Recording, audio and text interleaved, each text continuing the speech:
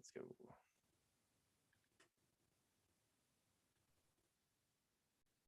Hello, everyone, and welcome back to episode 95 of the Salvaggio and Cratty Sports Podcast. The road to 100 gets a little bit closer with this one here tonight on a Wednesday night, as usual, 7:30 p.m. Eastern Time. The Daniel Equale episode, Derek Rivers, Chris Long, Chandler Jones, most notably, unless you're a big Tully Bantakane or Roosevelt Colvin fan. I remember Roosevelt Colvin. I'm not gonna lie, I kind of forgot he existed for a long time though until I looked at the jersey numbers. The Patriots are the only ones that have anybody that has worn number 95 in Boston sports, so it's a fun factoid for anybody who didn't know. Perhaps Ryan, what's going on this Wednesday night for you? Not much. Just still trying to figure out what the hell happened last night with the Celtics after probably the worst quarter they may have ever played in franchise history. So I don't think that's too much of an over-exaggeration because that was just atrocious last night. I can't say for sure because, not been around the whole franchise. True, that is true. So maybe I might be wrong there, but I mean, I'm going out on a limb. I don't think, like I said, too outlandish. Red Sox are winning, so that's good. Bruins, obviously, we'll get to them, and they're too early of an end of their season. But other than that, not doing too bad. Yeah, it's a lot of mixed emotions right now. There's some excitement with the Patriots with the schedule release. That too. I didn't even mention that. Yep. Funeral episode. Just hoping this wasn't gonna be it. I don't know if it's the full funeral yet, but it could be close. We don't Doesn't seem like it's off to a great start. There's a lot of like foreboding kind of feeling to Bergeron, and that's what you're getting at, and kind of the future of this team moving forward. Yeah, it's like not making me feel very handsome, Mm-hmm. You ever just get that feeling? Oh, every morning when I wake up and look in the mirror. Whoa, dude, don't sell yourself short. Come on now. I didn't mean like that. But I mean, like, we got to talk about it. We're not going to just like go into the whole offseason outlook as I'm looking away at the screen, sharing some stuff right now. Mm-hmm. We're not going to go into like all the free agents they go after. Like, we can go through a few, but like, we're going to set the stage and, go along through the offseason whenever things pop up and, not just talk about it all at once because we could go for hours. But before we get to Celtics or Bruins or Patriots, we got moments of the week. My moment of the week, I just picked one this week, was Grant Harmon catching the raccoon at the Arkansas baseball game. This was just like classic, like wild stuff. Yeah. If you were to give me a choice of like 5 states this would happen in, Arkansas would absolutely be one of them. Mm-hmm. I actually don't. Yeah, it wasn't Fayetteville. I don't know how the hell you say it. Just caught the little MF and held it up like a trophy, like classic stuff you'd see in like the South or whatever you want to call Arkansas, what area of the country that's in. Yep. I guess there's some indecision on that. I was just there, Arkansas, a few weeks ago, and some people think it's Midwest. Some people think it's South. I don't even know. Why can't we just pick one? This guy had to go to the ER for a rabies shot, obviously. Like, quick bet. Like, like, not how I would do things. If I see a raccoon, I'm just definitely not gonna pick it up. But kind of a rock star move to like keep people safe and like kind of just like bites the bullet for the team. Absolutely. Bites the bullet for everybody around him. Yep. Nobody has to go get rabies shots. He just lays his body on the line, takes a hit to make a play. So gotta respect it. It's a tier 4. I would have given it a tier 5 if he like picked up the raccoon and like slammed it on the ground, not encouraging animal abuse or anything. Yes.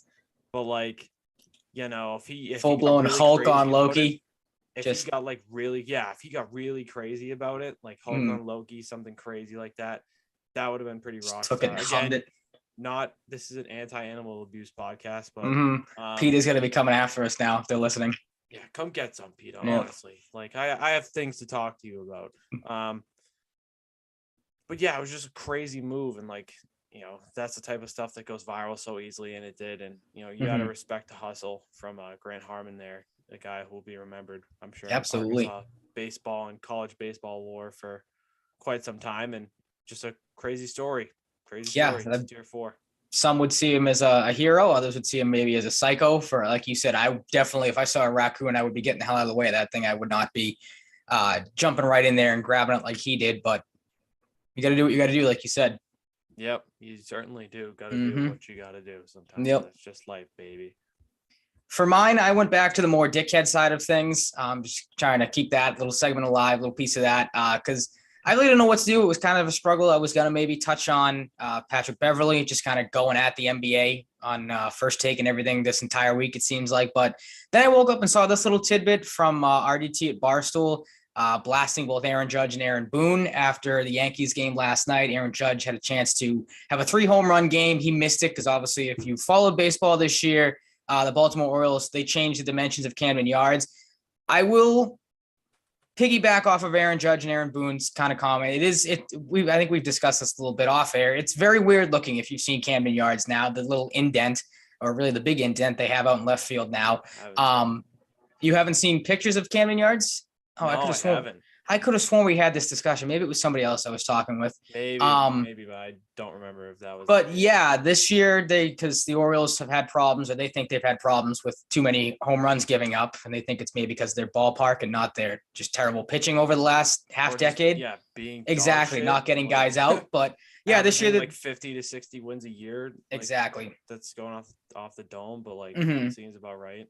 But yeah, for people like you who have not seen it, they decided to. I don't know how many feet back they pushed it. I can't remember off of memory, but yeah, they pushed where the bullpen was. They pushed the wall back a little further. So Aaron Judge, if it was old Camden Yards, would have had a 3-home run game last night. He did not. I think the ball hit off the top of the wall. He ended up with a double. But it was what both Judge and Boone said after the game, which I just found absolutely just the prime example of hypocrites and just bitching and complaining about stupid stuff, typical Yankee stuff. This was from Brian. I think it's pronounced Hoke, according to his Twitter, who covers the Yankees. He had these 2 tweets in the RDT article. This one was Aaron Judge on the new Camden Yards. He said, quote, "It's a travesty, man. I'm pretty upset. It just looks like a create a park now." And then Aaron Boone followed it up with talking about Aaron Judge. He almost had 3 homers, but build your own got him. So, I mean, we've crapped on the Yankee Stadium. Everybody's done it. It's the easiest stadium to crap on in baseball because it is a little league stadium.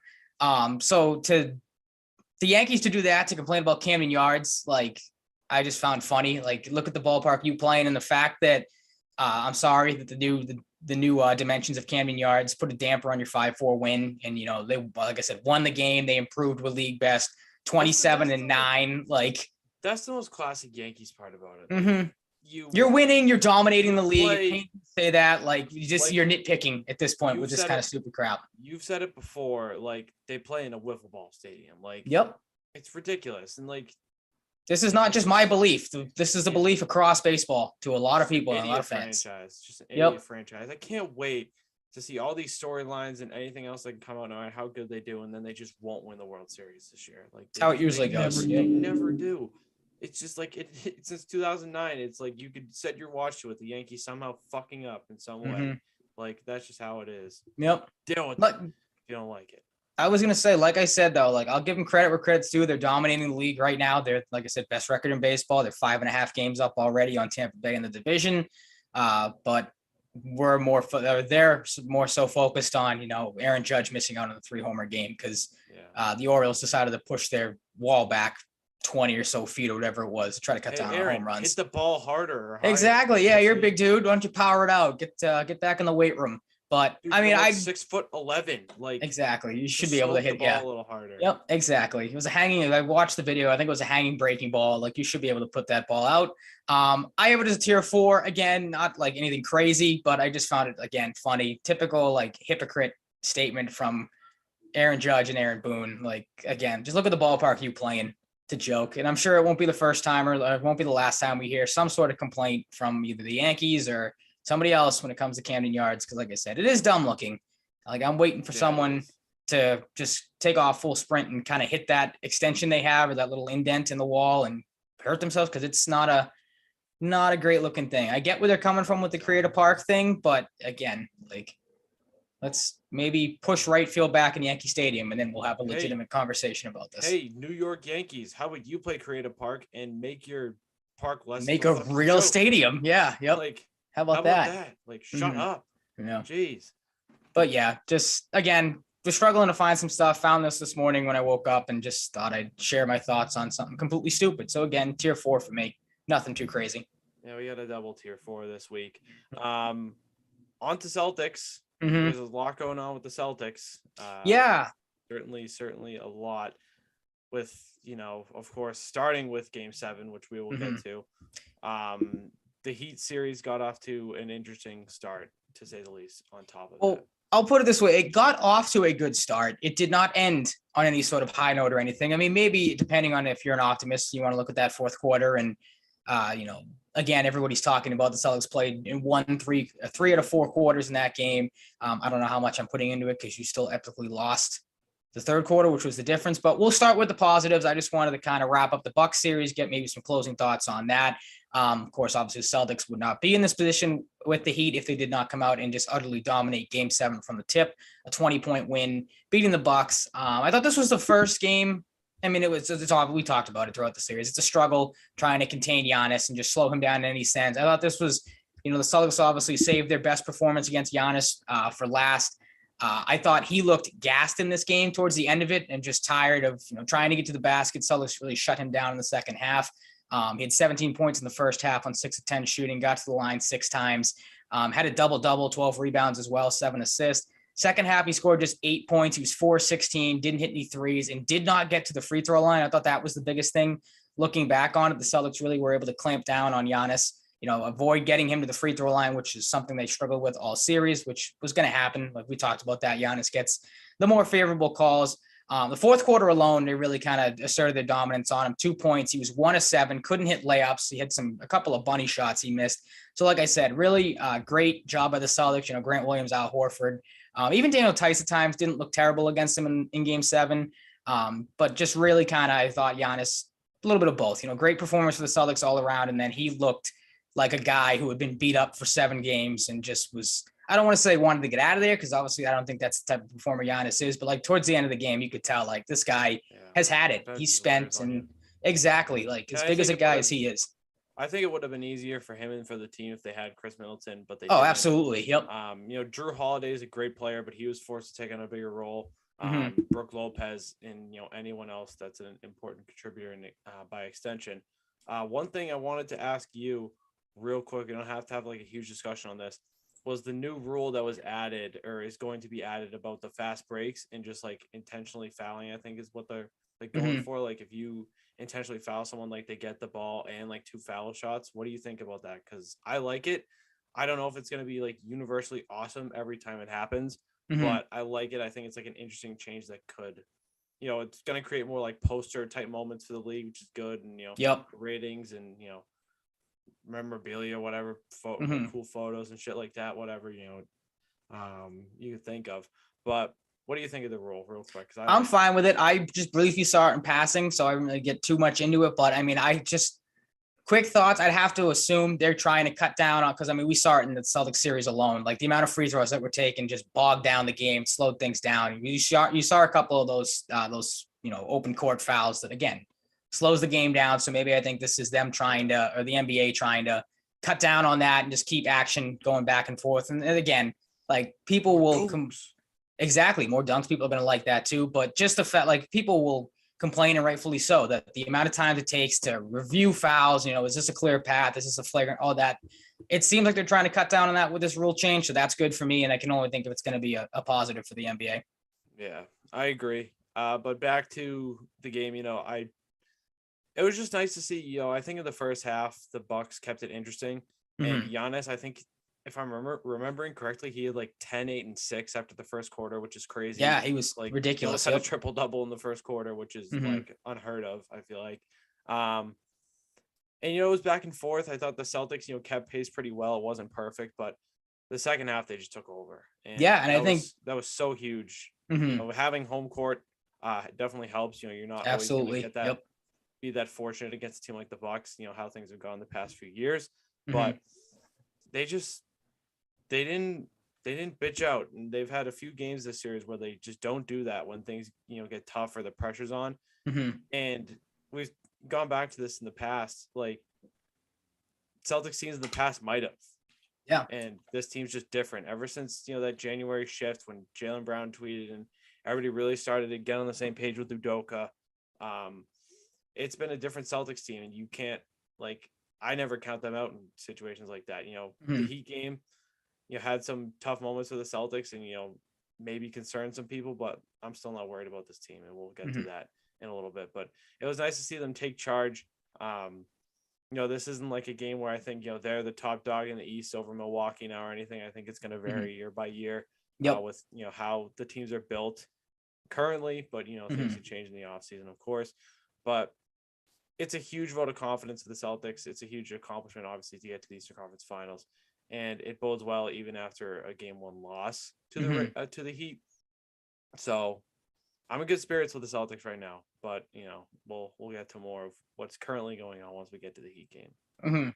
Well, the big thing too, as you kind of mentioned, it just bouncing back from adversity and stuff like that. Like they had that in Game 7 too, with the Tatum getting into foul trouble and another guy stepping up, which was good to see. I mean, Grant Williams obviously had his signature moment with the 27 points and turned into Grant Curry, as they're calling him, with the 7 threes. That was obviously great to see. Looking back at the series, it seemed like, and I think Jason Tatum was asked about it on the post game. Every win the Celtics had, it seemed like somebody had their signature moment or signature game. I guess Jaylen Brown was Game 2, had 30 points. Obviously Game 4, Al Horford, the big game for him, 30 points, dunking on Giannis in that game. Jason Tatum had his, arguably some people saying, his kind of coming out party in the playoffs with the 46-point performance on the road in Game 6. His David Krejci tribute game, 46 points. Yep, there you go. Wants Krejci to come back. Can't blame him. Yep. And then you have Grant Williams, like I said, 27 in Game 7. Even Peyton Pritchard, again, a guy that had, I really, love him, dude. He really struggled. And just from an eye test, he was bad the first 6 games of that series. Looking at it stat wise, before Game 7, he had just 16 total points in the series, 6 of 24 from the field, 4 of 18 from deep, average 2.7 points. Game 7, again, at home, role players are going to play better at home than they do on the road. So maybe there's something with that. But 14 points from him again, when you needed somebody to come off the bench and score, while Tatum was trying to sit out with the 4 fouls and not get into foul trouble any more than he was.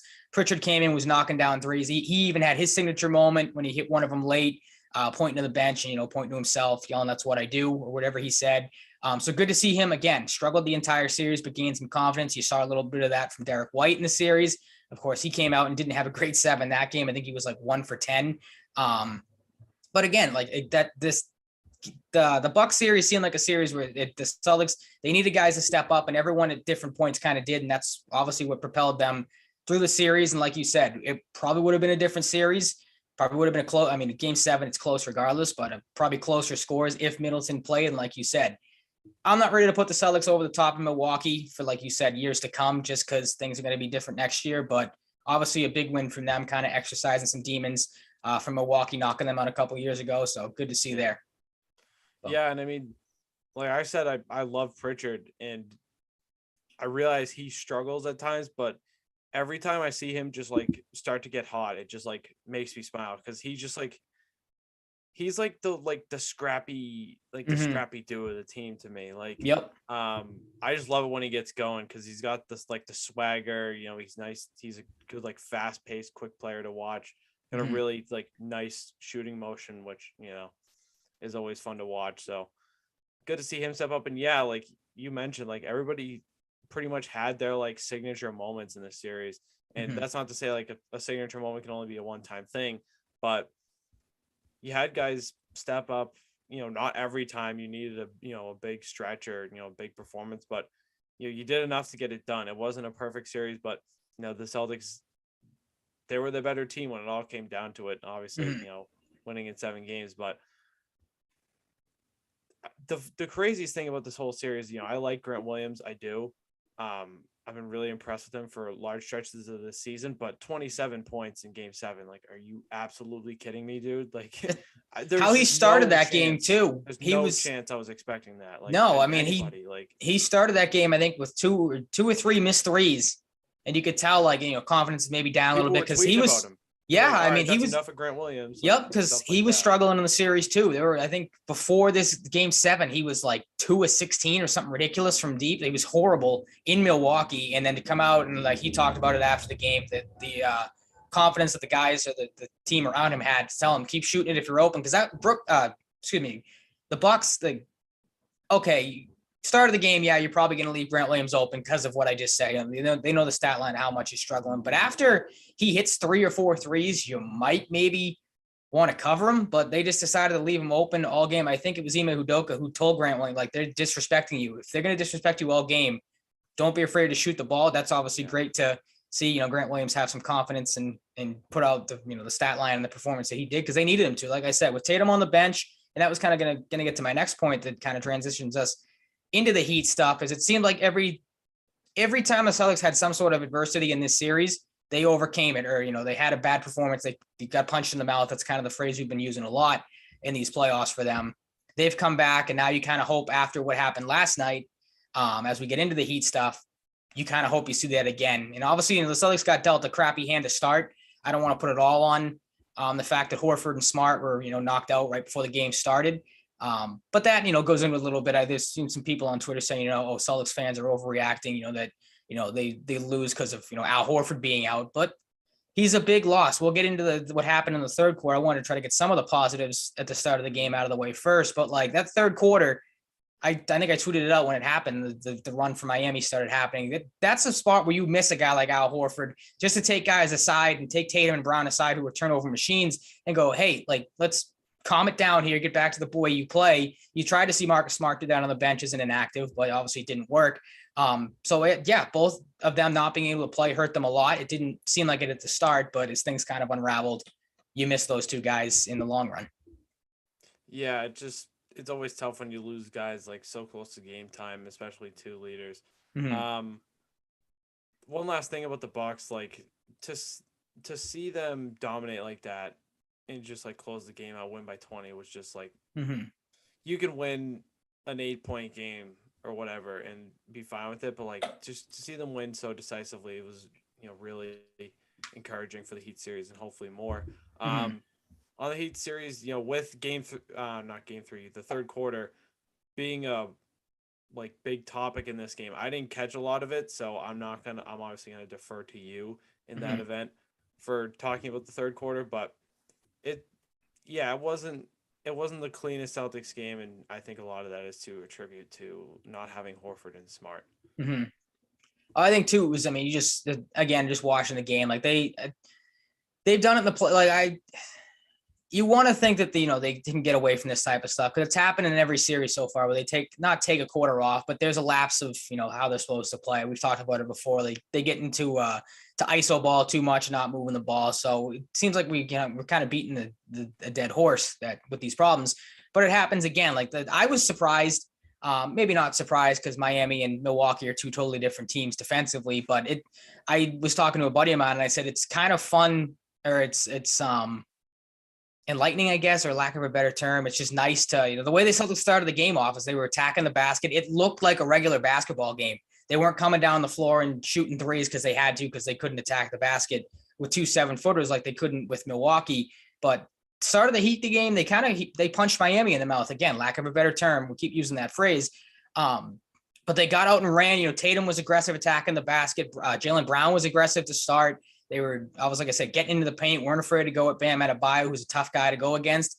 And it seemed like they caught Miami off guard a little bit. They go on a 7-0 run to start the game. Miami was 0-7. The Celtics defense, getting Rob Williams back, was a great addition. Obviously, without having Al Horford, that helps even more. But he looked great to start the game. 12 points in the first quarter. He played the majority of the first, he played 8 minutes in the first quarter, played the majority of it, 8 points in the first, was 3 of 3, 3 rebounds, 1 assist, 1 block. He looked as good as he's looked all playoffs. He's been out, 4 or 5 games in a row now, hasn't played since game 3 against Milwaukee, I think it was. Kind of lost track now. But yeah, he looked a little gassed at the end of the first quarter. I think the broadcast crew said that, which was expected. The guy hasn't played in a while, but other than that, didn't really seem like there was any sort of rust. If you can get him going the way he's been, he looked like a legitimate problem for Miami the first half of the game. Obviously, second half, they kind of bogged down on the lobs to him, and they had Bam Adebayo defend him better in the second half. But he looked good. Tatum, everybody kind of had the same thought. He was the best player on the planet in the first half, 21 points, the game high going into halftime. Was aggressive. Like I said, 5 assists, 4 rebounds, had a steal on a block. But PJ Tucker got on him in the second half. They shut him down for the most part. And again, this guy started falling in that second half, or that third quarter, second half, and kind of fell apart. Well, again, it stinks to talk about because we're kind of talking about the same stuff with the Celtics. Third quarter, sky starts falling, the roof starts caving in and they can't get out of it, which is the most frustrating thing. But give credit to Miami. They pretty much did everything they needed to. They shut down Tatum. Brown couldn't really get anything going. And then they kind of knew that after that, again, Grant Williams had a nice series finale against Milwaukee, but role player on the road, they tend to play different. Peyton Pritchard couldn't really get anything going until late. I found it funny. I was talking with a buddy of mine before the game started. I'm like, well, if now with the Celtics not having Horford and Smart, you're going to maybe have to have somebody else come off the bench and step up. I'm like, maybe Nesmith will see some time just as a body in case. And he's like, I doubt you'll see Nesmith. They'll probably just shorten the rotations even more. Found it funny. Nesmith got some minutes, didn't look bad out there. He gave you something on the defensive end. 11 minutes he played, didn't have any points, but had a rebound, 3 blocks, and a steal. He looked like, he was energized to be out there. So he gave you something. Like I said, Peyton Pritchard played pretty good. He had 18 points. Kind of kept the Celtics in the second half for the most part, with his shooting. So again, good to see him just, stay confident after game 7. But just that third quarter run, Tatum, like I said, turned the ball over way too much. I think he had 6 turnovers for the third quarter alone. Yeah. 6 turnovers for Tatum, 2 for Brown. Tatum had 3 in 33 seconds, which was ridiculous. Ime Udoka called a timeout, and then he turned the ball over right after that. So not great. Miami goes on a 22-2 run to start the quarter, 39-14. They outscore them. It seemed like everything that could have gone right for Miami went right. Everything that could have went wrong for the Celtics went wrong. And like I said at the start, it's a spot where you miss a guy like Al Horford and Marcus Smart to try to stop the bleeding. You would have liked to have seen Tatum and Brown. That was kind of the surprising thing for me is we've been through this, like I said, a couple times now in these playoffs where things start to go wrong. And, you kind of see the Celtics get out of it a little bit and you kind of look to Tatum and Brown to be those guys, especially without Horford and Smart there. And Tatum and Brown kind of just collapsed with everything else. Like I said, Tatum was terrible in the third quarter. I thought 5 points, all of them were free throws. Jaylen Brown had 2 points. All those were free throws. So couldn't really get anything going. And again, I think that's a little bit of their struggles and maybe the moment getting too big with, the way the third quarter was going. Miami was starting to get some calls. Celtics were turning into the Celtics of old and starting to complain to the refs and stuff like that. And then again, Miami, just Jimmy Butler taking over. And I talked about it last week. I think I made the reference to, I think the Al Horford thing was, you took the Jordan meme where, I took that personal. Jimmy Butler, I think, heard a lot of people talk about Jason Tatum as the best player in the series. May have taken that personal because he was excellent in the second half too. So like I said, I don't want to take anything away from what Miami did. And I know I'm just kind of spewing a lot at you right now. So apologies for that. No but that's kind of what the third quarter felt like. Like it was everything moving 100 miles per hour and you really couldn't figure out what the hell was going wrong and, what to do to stop it. So again, to sum it up, kudos to Miami for what they did. They definitely turned the physicality up in the third quarter, and Boston just did not have an answer, which was discouraging to see. But again, they've had moments like this before, and that's kind of what I'm going to get into when I get into the rest of the series. Is they've bounced back from adversity before. They've bounced back from an ass kicking before. So it's one game. I'm not too overly worried about things. Am I thrilled to how things went down? You had a chance to steal game 1. You steal game 1 on the road, the series might head in a completely different direction. But I don't think they're going to lose game 2 in Miami. Like I figured they would split on the road to start the series and then kind of go from there. But I don't know. It was, like I said, kind of a rough ending to what was a really good start and a really, like I said, refreshing start to see the Celtics kind of get back to the way they had been playing all season. We're able to play now that Milwaukee's gone. Yeah, one thing to note too that I think some Celtics fans may have lost sight of and just kind of acknowledged it, but didn't really talk about it when evaluating the game, maybe so to say, was that the Heat didn't have Kyle Lowry either. So yeah, that's a big thing worth mentioning. Yep. One thing I've noticed is I love Jaylen Brown. Anybody on this podcast knows, but he's had a couple series now where he's had bad game 1s. Mm-hmm. He does get off to a slow start, which is a little discouraging. Yeah.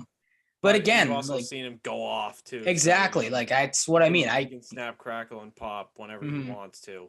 It seems at times, it's not like he's this automatic, stud, but when he's on, he's on. And we saw that in particular against the Nets, that one game. I'm drawing a blank on which one it was. Yeah, but even the Milwaukee series, like we just said, game 1, that was the thing. Game 1, he did not have a good game by any means. He was getting blasted by a lot of people in the media, or not blasted, but there were a lot of people questioning, his performance. And great. Exactly, but the Brooklyn game series, one. yep. But fourth quarter, he performed in those series. Game two, I said was his game in the Milwaukee series, a 30-point game. That was after a bad performance in game one. So I feel like we're going to see the same thing tomorrow night. You know, a lot of people are getting on Jaylen Brown right now. Again, rightfully so, because he was bad up until the fourth quarter. He kind of got the Celtics back in it with some big shots, but it was a little bit too late. I don't expect him to perform that bad again in game two. I would probably lean more towards the Milwaukee performance that he had, the 30-point performance that he'll have hopefully tomorrow night, because I think he can bounce back. And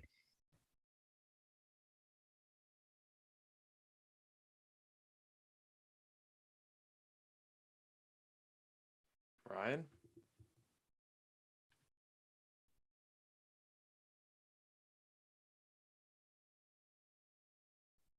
Hello?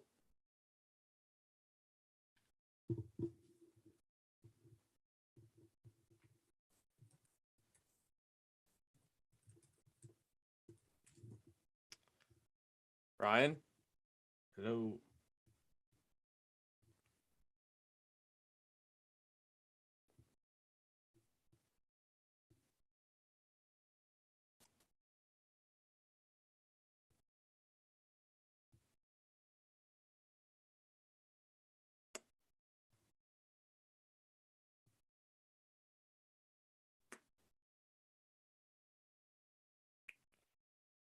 It always has to be something, dude. It always has to be something. Come on, man. All right. Hold tight, everybody in the chat. Ryan's Zoom restarted on him out of nowhere. So that's not fun, but we will work to. He's back. Okay, I don't have to re-invite him. Okay, that was strange. we're still live, right? Yep. Okay. That's bizarre. Recording back. I thought you were just gonna sit there and pause for like 20 seconds Just and come wait, back. And then wait for your answer. You said Zoom restarted. Uh-huh. And you were just frozen, like still. You froze on mine, and then it, like I said, I texted you that Zoom just completely shut down on my laptop. So I'm like, that's not good. So I think that happened to me once. Like, did it? Okay. So nope. I don't think it's completely unfamiliar, but adapt and overcome, like we usually do. Yeah, adapt and overcome. Technical difficulties, nothing new. Nothing we're not used to. But, It doesn't help either, just getting back into the game that Jimmy Butler, you had him as, one of the big guys coming in this series. Bam Adebayo had some moments, some stretch where he was really good. And, when you're struggling, you kind of hope to aid in your comeback efforts. Maybe some guys in the other team struggle, you can shut them down. And it just didn't really seem like that for the bits and pieces of the game I saw. I didn't watch it as intently as most. I was kind of just gassed last night and kind of went in and out of the game. So that's why I don't have a ton to say, but it just kind of seemed like, when it was bad, obviously in the third quarter was real bad, and that's just not the best time to falter if you're the Celtics.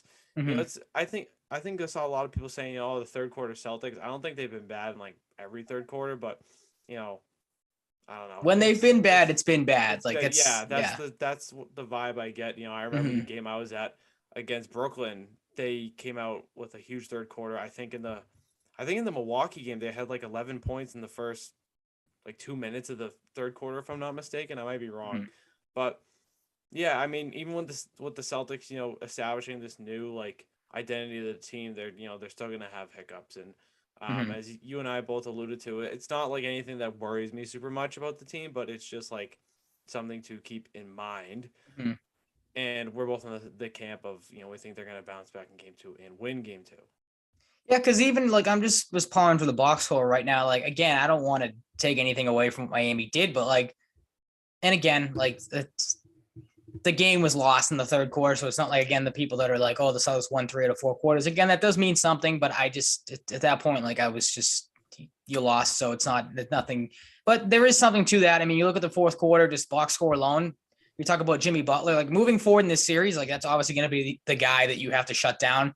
You have to keep him off the free throw line. He had 18 free throw attempts, which to some people will be like, oh, well, the calls must have been. No, this isn't. I was talking to friends of mine today. This isn't a Giannis situation where everything ticky-tacky is getting called, or he's barreling guys over and he's getting to the free throw line. Like Jimmy Butler knows how to legitimately get to the free throw line. He looks to get contact with guys and looks for guys. He's looking, for guys that, reach, that bite on his pump fakes, which the Celtics did. And they talked about that in the post game. They have to be better at not reaching and not, like I said, jumping on pump fakes and stuff like that. So if they can avoid Butler getting to the free throw line, and then again, looking at the fourth quarter, Bam Adebayo had 1 point.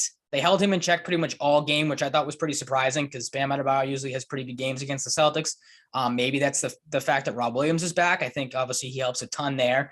And then there's some guys on Miami. I like PJ Tucker is a nice piece, but he's not an offensive weapon. Like he's more of a guy that you saw will just completely forego the offensive side of the ball until they need a big shot. And then he'll mainly factor in on defense, which he did. Like I said, he shut down Tatum in the entire second half. Max Strus, former Celtic, which I completely forgot about. He had some big shots in the fourth quarter, but, he really didn't have any, a stellar performance. Like Max Strus villain origin story. Yeah, I guess. But he had 11 points. He wasn't shooting the ball all that great. Tyler Hero, who I'd like to know what Boston did to Tyler Hero, because every time he plays the Celtics, he kills them. He had 18 points, but he's a guy that is streaky. You saw that in the bubble at times when the Celtics played him. He's either really on or really off. Jimmy Butler was really the one guy that carried Miami. And again, that he stepped up the physicality and Boston couldn't answer. You kind of expect that on the road. If this was a game at home and this happened to the Celtics and they couldn't bounce back, then I would have some more concerns with this team. But the fact that this happened in Miami, and again, it kind of looked like the Celtics just got caught up in the moment in the third quarter. And again, the fact that, like I said, it took 41 points from Jimmy Butler. He dominated for the entire second half. If you can shut him down, and again, kind of the same thing you do with Milwaukee, force other guys to step up. And again, it goes into getting Marcus Smart and Al Horford back. The Celtics supporting cast is better on paper and in the eye test than Milwaukee support, and then Miami supporting cast. You should be able to knock this team off. And I don't want to say pretty handedly, but this, to me, this should just be an easier series than Milwaukee was. Just the fact of again, Miami is a physical team, but Miami doesn't scare me as much as Milwaukee did. I think you got past your harder series. I don't want to, it feels like I'm taking a lot away from Miami because I like their team and I like Jimmy Butler, who's got that killer instinct. Eric Spoelstra is the biggest thing that scares me with Miami, just his ability to change up on the fly and throw different looks at you on defense, which he did in that bubble series. Again, different situation, but that's all he did was just change up looks and the Celtics couldn't figure it out. He worries me more than anything else in this Miami team, but again, just from looking from afar from game to, again, box score stuff, this is, the Celtics don't have as bad as the third quarter as they did. They win that game, which is, again, obviously dumb to say, that it goes without saying, but that's why I think a lot of people, I don't know how concerned people are. You and I don't seem like we're all that concerned about this performance because, again, it goes into what this Celtics team has done kind of all playoffs. And like I said, jumping in now, just predictions for the rest of the series, you saw the Celtics lose game 1 against Milwaukee at home. They lose by 12. They come back and win game 2 by 23. They have the heartbreaking loss in game 5. They blow their big lead against Milwaukee. Game 6, they win on the road by 13. They've shown this before. They struggled. They've come back and they've played arguably some of their best games after, some adversity and some pretty gut punching losses. So hopefully they can do that going into game 2. Will Marcus Smart and Al Horford play? Right now, according to the Celtics injury report, it looks like Marcus Smart is probable. Al Horford is doubtful. He's probably not going to come back until game 3, which stinks, but that's something to get you up for. If you go back to Boston, tied 1-1, and now you're getting Al Horford back, that's just another shot of adrenaline that will help you out. But that's the big thing. You need one of these two guys to come back. And like I said, Smart's probably going to play tomorrow, which is good because if you get Smart back and Miami still doesn't have Kyle Lowry, which you mentioned, who isn't playing, that's a big loss. That's a big swing. I'll take Marcus Smart in this series because, again, he could have been the difference last night, again, just from a veteran standpoint, being out there trying to stop the bleeding in that third quarter. So if he's out there, maybe things go differently. Maybe things don't get as bad as they were. And it also doesn't help to have a guy that can, get you 15 to 20 points if need be. The Celtics, like I said, in the second half, kind of missed that guy. Peyton Pritchard was that at the end of the game a little bit, but again, a little bit too late. So getting Smart back out there will obviously help out a ton. Again, that goes kind of without saying as well. Yeah, the big thing, that helps the Celtics going into game 2 is Kyle Lowry's already ruled out. Okay, is he? I didn't see that, so that's good. Back. Yep. We're trying to get the text, the iMessage window off my screen. I guess I just got to click out of it. Blocking things right now, but Yeah, I mean, to get into predictions, we both said we have the Celtics winning game 2. I have Celtics in 7 for the series. I think they'll win games 2, 4, 6, and 7, and I'll lose 1, 3, and 5. Mm-hmm. Yeah, I've kind of been ever since they knocked off Milwaukee, kind of like the Bruins were kind of in this way too. Like if they beat Carolina, I think that was probably their hardest series, at least for a round. Because I think they would have beaten the Rangers and Penguins, either one in like 6 games if Mm-hmm. they were on top of things. Like the Celtics got their toughest series, potentially the whole playoffs out of the way. Mm-hmm. So I think they could beat the Heat. And, I'm kind of falling into what you were saying. Like, we don't want to discredit the Heat too much, but it's just how it is. The Heat don't have a Giannis. Mm-hmm. They just don't. Jimmy Butler's great. Bam Adebayo's great. Kyle Lowry is, a very good complementary piece to those two guys when he is in the mix, but he's not right now. I think the Heat are going to battle, and it's going to be a tough, long series, but I have the Celtics just pulling it out. I think when they need the killer instinct to set in, they get it. Mm-hmm. Like you've said, the Heat have gotten that in the past from Jimmy Butler, so you have to worry about that. Maybe anyone else that could step up. But I just have faith in the Celtics, man. It's hard to really doubt them with how resilient they've been all year, how much they bought into the system, and if Smart and Horford can stay healthy, the team can stay healthy, or well, Mm-hmm. Smart and Horford can get healthy first. I like their chances against anyone. Yeah, I mean, that's kind of going into the playoffs. That was the big thing for the Celtics. Is the one concern people have with them is health. Obviously, you've seen it. The thing you have to watch out for now too is Rob Williams did leave the game yesterday with, I think it was a cramp. So a lot of people thought it was the injured knee when he first left, but that's a good news, obviously, that it wasn't. He wasn't even on the injury report, so I guess he's good to go. But that'll be something just to keep an eye on. And like you said, getting Horford back healthy is the big thing.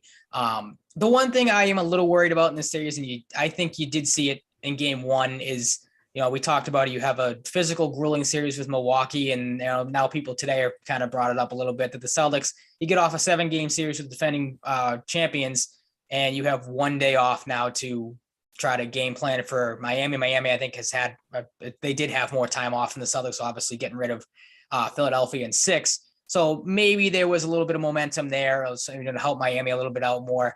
So that's kind of the one thing. I hope the Celtics didn't, waste all their energy, not waste it, but, exert all their energy in the Milwaukee series and now comes out flat in this series. But I think it was just kind of a one-off thing. Like I said, one day to prepare for a Miami Heat team that can come at you as fast as they did. Not surprising and it's a little surprising, but, it's surprising the way, obviously, it fell apart, but not surprising that, Miami, played the way they did. I have the Celtics in 6. I just think, again, home court advantage is going to be so key in this series. So I think the Celtics would be best to close this thing out in 6, close it out in Boston. Obviously lose game 1. I have them winning games 2, 3, and 4. I just think, again, home court advantage is going to be big. I think the Celtics can win on the road. I don't think Miami can. If you look at Miami's playoffs so far, the only losses they have been on the road. They're 8-0, I believe, at home now. So that's I think something to keep an eye on. The Celtics are 4-2 now on the road. So that's, again, something to look at. But I think they can close it out in 6. I think they can win every game they have at home. Lose game 1, lose game 5. Miami, stays alive with a game 5 win in Miami. But I think the Celtics get the crowd behind them, get some guys healthy. They're the more complete team. And again, limit Jimmy Butler, keep him away from the free throw line. I think they'll learn from that mistake. You're not going to see him have 18 free throws again. Probably maybe for the entire series, because it's just like he said it last night. He wanted to find a way to score. If you get to the free throw line, he will. So that's a big thing too. I think, again, Tatum and Brown will bounce back. They won't have as bad as a performance I think they had in game 1. Definitely when it comes to turning, like, protecting the basketball. I think you could see Tatum was frustrated in game 1, rightfully so. But that's something they have to be better at too. We've talked about this enough that Tatum and Grant Williams, especially last night, was atrocious when it came to barking at the referees and complaining about stuff. So get that out of the mentality, and hopefully you can move forward. But we have high hopes for this team, even though it was a kind of a rough start, but nothing we're too worried about. Yeah, that's even a consistent thing. Mm-hmm. I was going to say, even if, it's not going to look great, but if they lose 2 again, I just don't think the Heat can beat the Celtics in Boston. So I think, the game they did, I say that, and the last game of the season, the Celtics played against the Heat.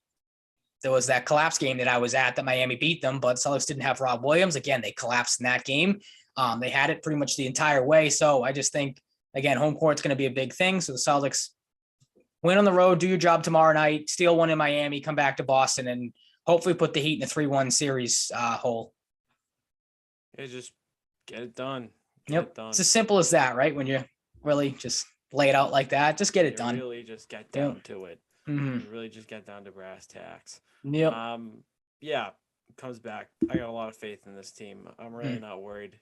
Anybody watching can tell by my facial expressions. I don't look worried, and I'm not. So, we'll see. We'll see what happens, though. You never truly know. It's the playoffs, baby. Yep. Anything can happen. Anything can truly happen. On to Bruins. I mean, let the sigh out now. Yeah, I mean, I picked Bruins in 6. I thought they could do it. I got to that point before, the series started, but I had the feeling in the back of my mind Carolina was going to win. We said, towards the end, I think of the Bruins segment last week, I had Hurricanes in 7. I thought it was going to go down just like this. Mm-hmm. And unfortunately it did. It's just the series was predictable. You never truly know in the moment, but looking back at it, it had a rhythm to it. And not a good one for the Bruins. Let's just get started. Game 6. Try to work our way through it. Game 6, that was good. I mean, that was good. Brad Marchand scores a goal very reminiscent of Game 6 against Carolina in 2011. Yep. That absolute snipe, one of the best goals I've ever watched. One of my favorite all-time Bruins goals. Yeah, that was good. That was a great start. Gets the fellas going. But Charlie Coyle added a little more comfort. Power play goal, kind of a broken play. Lindholm, I love Lindholm on this play. I think people kind of lost that. He has the patience to move around a little bit down the wall, find the patience to, in the lane to find Marchand up top, pass the shot, off the pass from Marchand. Kicks to Coyle, who buries it, right place, right time. Typical Charlie Coyle type of goal. He had a solid playoffs overall. He wasn't happy with the third line, but, I thought overall Charlie Coyle was the best player on that line by a significant margin. By far, yep. A very significant margin. I'm just going to reference, before we get into my notes, I took on my laptop, outside of the outline. During Game 6, I thought they battled in the first period. It wasn't great. It wasn't bad. The Marchand goal kind of got to that point. And in this game, we'll talk. I'm sure we'll talk about it as we go more through it. They had an insane penalty killing effort in this game. Penalties galore. Carolina had ample opportunities. The best part of the Marchand goal I forgot to mention was the bad line change by Tony DeAngelo. So once it's for once it's not Brad Marchand. Yeah, he's on the team. Yep, the right end of that. Yeah, he is. I thought they picked their spots well physically, throughout the game and, in the first period to start. And they didn't dominate the game, but they did well enough to get it done in big moments. That might sound stupid to say, given the fact that they won by 3 goals, but it's not like Carolina was out of the game constantly. They weren't. This definitely wasn't Carolina's best game, but I thought they had moments, but the Bruins just didn't let them have enough to make it super nerve-wracking. Outside of course, Svechnikov's third period goal, his first goal of 2, which actually segues us in pretty well. Fortunate bounce to D'Angelo, inside the offensive blue line. He finds Svechnikov. Swayman just can't get over in time. Not really going to blame him. It was just a good, quick shot by Svechnikov. I mean, the guy was a 30-goal scorer for a reason in the regular season. He buries one, makes things a little interesting. But one of the best moments of the game, there was a lot to like in this game, but I just love when Charlie McAvoy goes into, fuck it mode and just takes the game over for himself. Does a little bit of everything, yeah. Mike Riley was the closest defenseman to the puck, and McAvoy's like, screw it. I'm just going to sneak into the middle, take charge. Just puts a buttery biscuit right on Howlett's plate, and he tips it in. Selly's on, down on one knee right in front of Tony DeAngelo. I'm surprised DeAngelo didn't try to decapitate him or throw a stick or something, yeah.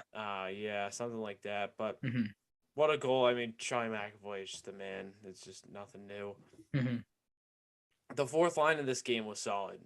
especially on the forward goal. They battle for a little while there, get the puck back to forward. I thought this was tipped by either a Carolina defender or Lazar, but they give credit to forward. It wasn't tipped. Good play by Foligno to get the puck over to Lazar for the empty netter, and game over. Besides, the erroneous goal that Svechnikov scored. And I'm not saying that like all the Bruins won, like it doesn't even matter. I didn't realize it went in, and neither did the TNT announcers. And Jeremy Swayman just didn't even look like he cared. So Yeah, no, it didn't seem like anybody funny. did it. That yeah, That was pretty funny. I'm Mm-hmm. not gonna lie. Yep. Any overall, like, are you in the same boat as me for this game? Anything else that stuck out to you? I mean, the penalty kill was remarkable. Penalty kill was fantastic. Forbert I thought Carlo. I think Forbert, had a great series overall, but for Yeah, Carlo yep. to step up in that moment, was huge, and hopefully a sign of things to come. He didn't have the most sparkling game 7, but thought Lindholm was excellent in this game. Lindholm being as comfortable as he was really encouraging after coming back. And we'll talk pretty much about everybody when we're talking about the breakup day stuff and talks from Cassidy and Sweeney. But your thoughts on Game 6? Yeah, like I said, I thought Lindholm was excellent. That Swayman obviously had his best performance. There was that first period. He, like you said, the penalty killing was great, but he obviously counts as one of your penalty killers. He was fantastic. You gotta, again, backs against the wall. The Bruins played their best game of the season, and then you saw what happened in Game 7. Makes me go back to my thought I had in last week's show. That like I would have rather, like, again, that's such a shitty thing to say, but I would have rather you lost Game 6 because you have a performance like they had in Game 6 that was though I'm trying to get to the point is I like, know what you're getting at. Yeah, they had a performance in Game 6 where like you got contributions from pretty much everybody. Like you said, the fourth line was great.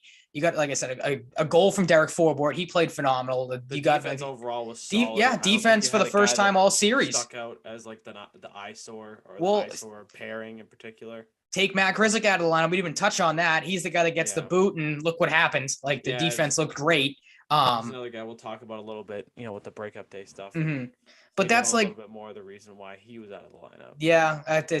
You get the stuff that comes out afterwards, so it makes a little bit more sense. But just the point I wanted to make, it again, it's going to sound terrible, and no one's going to agree with me. I don't blame people for not, but like you get a performance like this where, again, everything for the most part goes right, and then to see what happens in Game 7, it's like, all right, well, like how can you?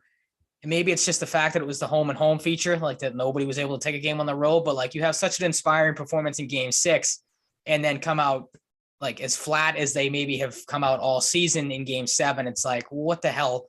Like, why couldn't you figure something out in this series to steal one on the road when you have, like I said, such a great performance as they did? That was the biggest frustrating thing about Game 7 as we get into that for me. Like, look, I'm not going to get into the whole, like, whether we're not going to get into it super in depth about, Cassidy and Sweeney's jobs, but I'm going to put this out there for the people who think Bruce Cassidy should be fired. This is the one reason I get it. The one in particular, you can nitpick certain things in like a smaller scale, but I got to be honest, dude. 2020, you lose in overtime against the Lightning, heartbreaker. That's like the one that doesn't really fall into this. That was heartbreaking, not only because of the loss. You have Halak. He has to, be forced into a big role. You see Krejci looking all distraught at the end of the game, like shocked. That was just tough to see for Krejci. But going back to 2019, dude, you had last year, they got speed bagged by the Islanders at the end, some injuries. Carlo got hurt. That didn't help. And now in Game 7 this year, when things are at their most, crucial, the Bruins just don't, they don't have it. There's no, get up for the game, it seems like. They don't have it, and it's really, really discouraging because, it starts with Game 7 in 2019. You don't give Tuukka Rask enough support. He wasn't perfect in the game. You don't score until 2 minutes and 10 seconds off, whatever the fuck. And it's Matt Grzelcyk who scores the goal. It kind of reminds me what Clifton had to do that one game. Clifton scored the late goal. It's Connor Clifton of all people. I like Connor Clifton, your goal scorer. Him of all people, your goal scorer. When things matter the most, I do have a problem with how the team plays and how they're not consistently in the game enough. It feels like they're not able to break through. Credit to Carolina. I saw on the broadcast just now the Rangers and Carolina game. in the first round, they had the most percentage of zone entries created by a dump in of any team in the first round at 56%. And that worked for them. The Yep. Bruins couldn't keep the puck in the offensive zone long enough to establish pressure when it meant the most. They could do it at home enough to win, but they couldn't do it on the road.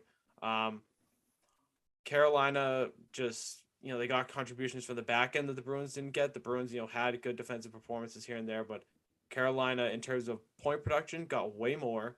Tony DeAngelo led them in points, and they got production from other guys as well, Slavin, so on and so forth.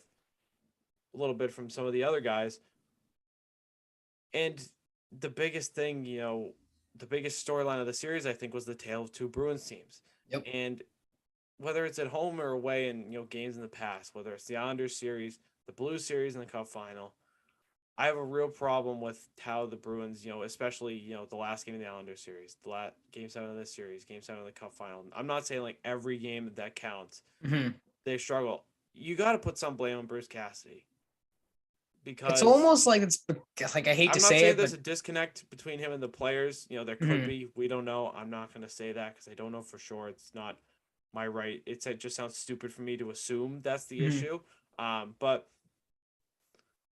Bruce and the team need to do a better job of adapting on the fly and being able to win these games. Because if they can extend this window, whether Bergeron stays or whatever they do to potentially stay in the playoffs in the future, hopefully. And if this keeps happening, like, it's just gonna be all this hope for the Bruins for nothing.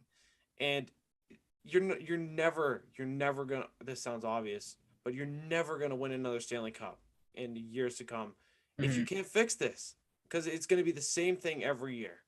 I was going to say something's got to change, and it doesn't need to be Bruce Cassidy getting canned, but something seriously needs to change. Because whether it's under Charlie in his career or Bergeron, I'm not blaming either of them. It's not a leadership thing to me as much as it could be a coaching thing. And some people might disagree. That's fine, but it's weird and it's frustrating to me. It really is, and I wish it wasn't the case because it weighs on the brain.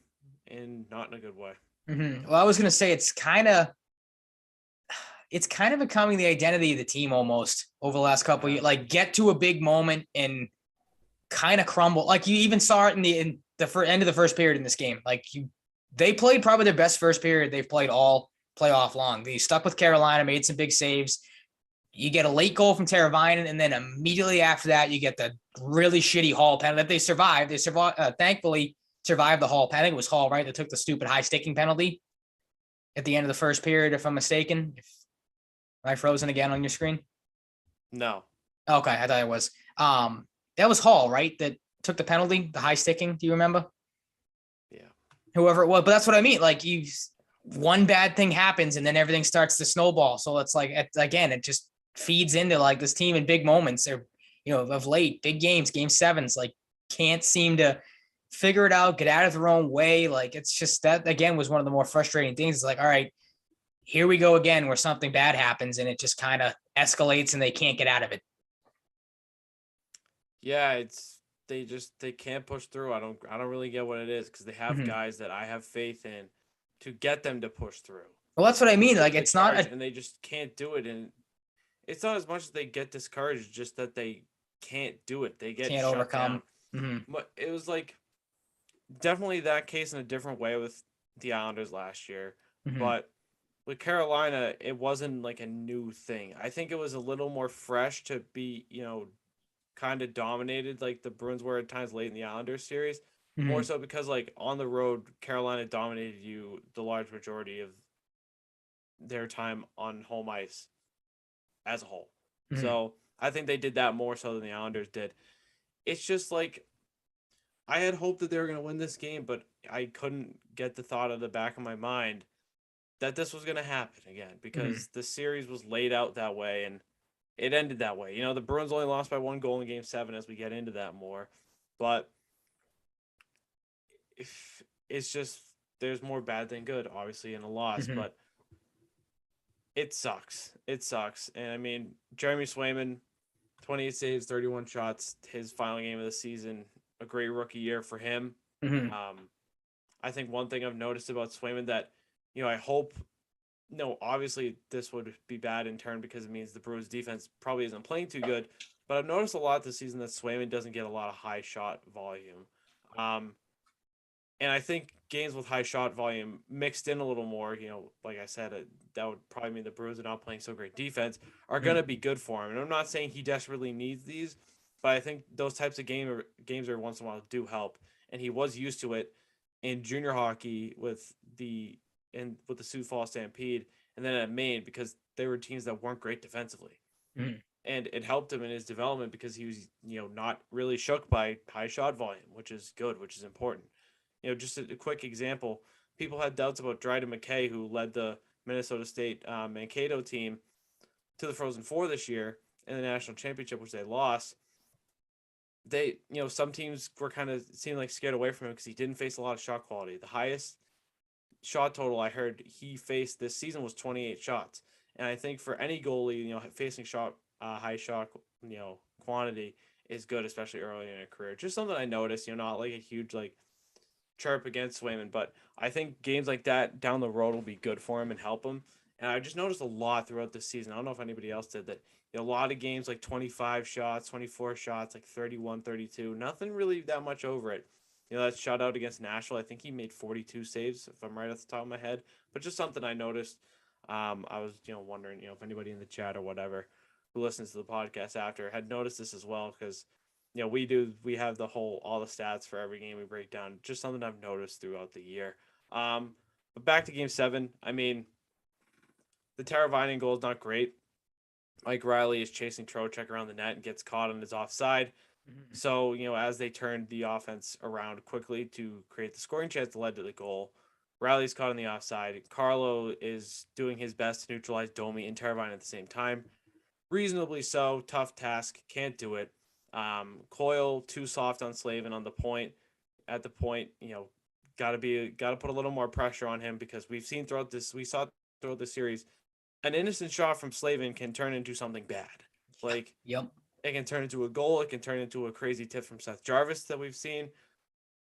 You got to be careful with Slavin. You got to put more pressure on him. Like he's arguably the best defenseman in his own zone in the league, and he's kind of deceptively good in the offensive zone as well. He's not a guy that's gonna rip a point hammer every time or like take towards the offensive zone like some defensemen will see do like Kale McCarr, just to name one. But he's like a thief in the night. He's kind of like mysterious about him. Mhm. Yeah, not good, not great start. It's just tough to see Carolina score first on the road again. Yep. The Rangers scored first tonight on the road though against them. Very It's nice. 1-0 still. Second goal for Carolina. Domi gets a good bounce, sneaks one in. This one is just unfortunate. That one kind of had the feeling like this. I know it's early in the second It had a period, but bad like omen. It had a this is bad over. omen. Like That's kudos to when I DeBrusque kind for of like soaring got to that point a so little. quick after, but again, it was like, all right, like here we go again. That you're digging yourself out of a hole that you have yet to be able to come out of in this, on the road at least in this series. Exactly. So like it's obviously tough to see. Yeah, I didn't like completely rule out the Bruins here, but I'm like, oh no, like Mhm. it's back in my mind, like please no. And like the DeBrusque goal is exciting, and this is not like to like put a damper on the goal, but it's just like it didn't really do enough to be like, all right, we're No, gonna win this game. Mhm. I had faith, but I wasn't like, all right, they're gonna win this now. Like Mhm. it wasn't one of those things, but it was nice. Potentially the last Selly season of Jake DeBrusque's Bruins career, which It's true. kind of sucks with how he turned things on. Ended up a 25 goal scorer in the regular season, 2 in the playoffs. It sounds like, just a spoiler for our Bruins discussion later with, breakup day and stuff and what Sweeney said today. It sounds like, DeBrusque isn't finalized on it, but it sounds like the trade request has a good chance of standing still. So, Yep. yeah, it kind of stinks with how he's turned things on, but we'll see what happens. We have no idea when exactly a trade is going to happen. So, could be draft day, could be a little bit before or whatever. We'll talk about that in the future.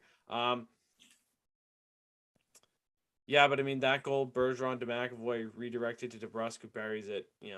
Hopefully, at this point, I'm hoping it's not the last time we see a DeBrusque goal as a Bruin because I'd like for him to stay if he can keep this up. Mhm. But I think part of that, depending on when Bergeron makes his decision, if Bergeron retires before DeBrusk ends up getting traded, if DeBrusk sees Bergeron retire, he'd be like, yeah, I want out. Like, if I can't play with Bergeron, Probably. like, Yep. there's not like, oh, like, F you guys, like, Bergeron's gone, I'm gone. Just like, part of my success, me acting as Jake DeBrusk here, was because of Patrice Bergeron, playing with Patrice Bergeron more consistently, even on the off wing, from what he's typically used to. But that'll increase his trade value, being able to play both wings, effectively now, which is good if the Bruins have to trade him. That helps. Yep. I'm gonna put this out here real quick too. I think the Bruins can get a late first round pick for Jake DeBrusk and get back into the first round. Ooh, that would be nice. At this point, dude, is that what you do? Would you trade him for a guy that would replace him on the first line, or would you look to his replacement somewhere else? Ideally, the first round pick option is like a last resort. Not to say like a first round pick wouldn't be good, but if you can get a guy to replace him, whoever that may be, like I said, we're not going to speculate too much on names throughout this episode, but that would be ideal. I think that's what Sweeney still wants to do, but we'll see what happens. I think, a first round pick or like a second and a third, like a second and a prospect wouldn't be a terrible consolation prize, but we'll see what happens. The problem I really had, this may seem obvious, like, oh, like, they're down 2, of course you have a problem with it, but just the laziness on the second Domi goal. Like, that third line, Coyle acknowledged they're not good enough. I don't want to see that third line together next year. I'm going to put out another bold thing next. I don't want to see Craig Smith here next year, in all honesty. I want to see Craig Smith on the fourth line next year. Yeah, I mean, that's probably where he's best suited if he's going to be here, because he doesn't give you anything. If he's going to have these stretches where he, can't stick handle with the puck and handle the puck, in transition or on the move very well consistently, I want him on the fourth line playing that energy role we saw at times, where he'd randomly go screaming maniac and try and kill someone. I want him on the fourth line because I think a guy like Oscar Steen or Fabian Lysell is going to offer you more. Anybody is at this point. Like legitimately gave you nothing in the playoffs. He's so good when he's at his best, and he just can't do that consistently enough. And I don't think they're going to put him on the fourth line, but like, I'm cool with it if they do. Because think about this, like, say Mark McLaughlin is your fourth line center next year. Oh, that poor kid having to play with Foligno and Smith. Then you're running like Trent Frederick or Johnny Beecher if he makes the team on the wing. Beecher, McLaughlin, Smith, Frederick, McLaughlin, Smith is a pretty interesting line to me. I think it could work. And, I don't think on the fourth line, Craig Smith's like offensive effectiveness would be completely diminished. And I think he could help McLaughlin and or Frederick, Foligno. I don't think Anton Bleed's sticking around at this point. Nope, he's gone. He's no gone, chance he comes back. Which kind of sucks because the guy's put it into work since, being drafted in 2013. Kind of stinks to see it probably ending like this. Whoever's on that left wing, whatever. But I hope to God Craig Smith can stick out, because if he doesn't, if he hopes to stay here, he's gone because he's a free agent 2 summers from now. So, yeah. He's got a lot to play for next year. But, I mean, the freaking second Domi goal is just brutal. Yep, it's a backbreaker and then some. Too much space, jump a wide open window to shoot because, the defense isn't helping Swayman enough. You could make the case Swayman could have got out there or whatever. I'm not going to do that because I put this more on the defense. Just can't happen. That was the dagger for me. That's where I said it's over. Yep. And in my head, I was like, it's over. It's not happening. I'm honestly surprised I didn't see people bitching about like, oh, this is why the Bruins should have gotten Domi, dude. I figured you were gonna see that, yeah. Bruins. I don't like him. I just don't like him. I don't like him, and I don't think this is gonna be like a consistent like Max Domi identity or anything in the playoffs. He's a guy I'm just not a huge fan of as a player. I think he's hot or cold. But when he's good, he's good. I'm not saying he's a terrible player, but like I was honestly surprised. Maybe there were, and I just didn't see them. That people weren't like screaming and crying about that. I saw a couple that were like, just a reminder, Max Domi was a trade deadline edition, but it wasn't anything like, the Bruins should have went out and got him. Like, I mean, I found it kind of funny too. I'm like, oh, that's interesting. A trade deadline piece is what's going to beat you. But yeah, interested in him, but yeah, they were Brandon Kopp, not Brandon Kopp, Andrew Kopp as well. So I would have liked him. They're interested in Claude Giroux, and Claude Giroux said no. So nope. And that worked out well for him in the long run, but who knows? Yeah, Claude Giroux is doing pretty good in Florida. Yeah, this game just sucked. It Pasta scores a late goal, but he was just that's typical Bruins fashion too. Yeah, sorry to cut you off, but like give you a little bit of hope at the very end. Like even I was like, oh, maybe there's a chance. It really didn't do much for me. No, I was out. I was clocked. Like I was like, yeah, it's over. Yeah. But yeah, I mean, good to see them show some fight at the end. Fortunately for them in that goal, Slavin broke his stick like 5 seconds before the goal, so that kind of opened things up a little bit. Yep.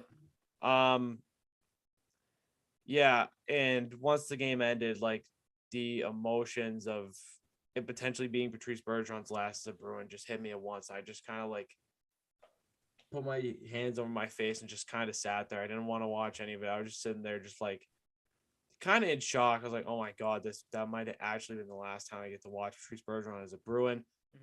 I mean, he's been around our whole lives pretty much. Yeah, And, when I was younger was more of a hockey fan before I, or more of a baseball fan primarily until I got into hockey more so probably around like 8, 9, 10 years old. Started playing when I was younger, but I always like baseball a little bit more. Shout out to Don Arcel and Jerry Remy for that, fostering that love for me and Nesson. But Patrice Bergeron, I mean, not only has he played since 2003, he's played since he was an 18-year-old. Like, he's been in the NHL forever, and he's dealt with a lot of injuries. And he's been a pro's pro since day one. He really has. Like he's the most consummate pro we've ever witnessed. In any sport. I would definitely not debate that. It's not debatable. It's just not. And it helps seeing him have lifted a cup. Hopefully he gets a chance to lift another one if he sticks around and the Bruins can pull something off in the future. But I just sat there in shock, like hands over my face, just sitting there like, oh my God, like my heart rate went up. I was like, oh my God, like I couldn't process it. It like took me like a full day to process it. And it still, it still sucks, the uncertainty, but I mean, well, I think that's the biggest thing that makes this hurt too. Cause I mean, it's obviously a different situation when Chara left. It's a different situation when Rask obviously you didn't really know about, but like, that was kind of the thing. Like Chara, you knew was done. They had a replacement for Chara. Granted, whether the best replacements, we'll wait and see. No, we can say now, but like at least they had something in the pipeline that you could maybe say, okay, maybe you have a piece here and there to replace Chara. Rask, same thing. You had a replacement in Swayman coming up. With Bergeron, if he goes, you have nothing. Like you have nothing on that first line to replace him. I mean, still have Marchand, but like I gotta be honest. If the Bruins, we don't know what they're gonna do if they have to replace Bergeron. I don't think there's much they can do to replace Bergeron and make the playoffs. No, that's the problem. They're going to be a middle of the pack team, which you don't want to, because that's what everybody's starting to talk about now is I've seen people, I don't know if we're going to get into this later or not, or we planned on it, but like the people now, they're like, well, maybe they should try to move Marchand. No, you can't do that. No, first off, no, don't do that. Exactly. Dude, but if Bergeron retires and Marchand gets traded, David Pastrnak won't come back. Yeah, that's what I mean. You're going to lose a lot of guys. Pastrnak will go. I can't imagine Hall's going to want to stick around. Like Coyle, he probably like, that's what I mean. Like they don't have legitimate enough pieces to, if they want to stink and sell off and go into you can't go into a rebuild because you have guys like Marchand and Pastrnak still here. Like you've made rebuild on the fly moves with Hall and Lindholm. Yeah, absolutely. Keep things alive and bolster depth. Trading Marchand is the white flag. Nixes that, absolutely. The white flag, sure, you could get a ton for Brad Marchand, even at 34 years old, but it's not worth it to me. It's just not. That's why all the people that are entertaining it, I'm like, why? Keep David Pastrnak happy. There's a chance you can bring David Krejci back. So, if I don't you were want to go trade down that Marchand, rabbit hole again. it could happen. I'm not counting on it, but it's, We we'll sat here talk and did about that him a last little year later. too. But Like this is a little different. okay. If if Pastrnak can go to the World Championships and sell Krejci coming back, they can get on the phone with Sweeney. You can sell him on playing with Marchand and Pastrnak or Holland Pastrnak. You might get David Krejci back. I'm just putting it out there. Am I counting on it happening? No, I'm not. Nope, I'm not. But I'm not saying it's impossible. I'm just not doing it. There's a lot going on as it segues us into, breakup day notes, stuff like that. Always, it's a sucky day, but it's always interesting. You find out, things that have been bothering certain players throughout the playoffs. The Bruins, I think every year we have some interesting ones. They have a lot of guys that battle through injuries. To start though, outside of injuries and stuff, Jakub Zboril signed a 2-year contract extension at $1.1375 million average annual value on Monday morning. If you don't remember, he tore his ACL against Nashville on December 2nd, 10 games into the season. Brutal. Happy to see him back. Yep. This reinforces the fact that the Bruins are going to trade a defenseman. I think that's you have to. a foregone conclusion. Yep. And they need the cap flexibility, not just immediately, but it just helps you for the future too. You got to help accommodate Pasternak's contract extension. Lindholm's getting a raise over like the 2.6. I think they had him with the salary retained. McAvoy's getting a raise. Carlos got that, contract over the next few years where he got a raise from. You gotta make lateral cap moves to make things happen. And Zboril's $1.1375 million average annual value is much less than Mike Riley's $3 million. And if you were to trade Matt Grzelcyk, which I'm doubting, he makes just over 3.6. So that's quite the discount. And I like it. I like the move. I think it's in Zboril's best interest to stick around versus testing the free agent market, unless there was like a super interested suitor, of course. But he took the safe route, and his agent was probably like, hey, you got things going here. Stick around, earn your spot. You did it last year. You can do it again. And just battle and make a case for yourself. And your next contract, whether that's with the Bruins again or with someone else in the open market, you can cash in and you can, hopefully for his sake, stay healthy. As he spoke, he was with his girlfriend when he found out. He was very emotional when he found out it was a torn ACL. And he's a guy that's not like a loud, like boisterous guy. I can imagine, he's a little more on the sensitive side, and that bothered him, and reasonably so. Yep. But he's got a lot of time to recover. He's not fully 100% yet. He was kind of talking about like certain types of movements still don't feel 100% comfortable, but he's been skating for a while, so he's making the road to recovery. I'm happy for Zboril. If he were to walk and go somewhere else, and whatever happened, it just would have stunk. It was a guy that got a lot of criticism for so long. He takes that type of stuff personally. He said he turned a corner this year too in those first 10 games. Absolutely did. And for him to leave after this, good for him if he were to get his money. But I'm happy that it's not ending on a torn ACL for him. I think he can help a guy like Brandon Carlo. Yep. I think a huge priority for this team has to be getting Brandon Carlo back on track, whether it's Jack Ashawn or Jakub Zboril. Those are the two guys I want playing with Brandon Carlo. I like Matt Grzelcyk, dude, but Matt Grzelcyk's in a tough spot right now. He's got the surgery that could keep him out to the start of next season. And to be honest, I don't want to see that pairing together next year. No, that pairing that ship has sailed. Like, I think it's stinks for Grzelcyk too and for Riley, Forbort and Clifton are a great third pair. So it's going to be tough to break them up.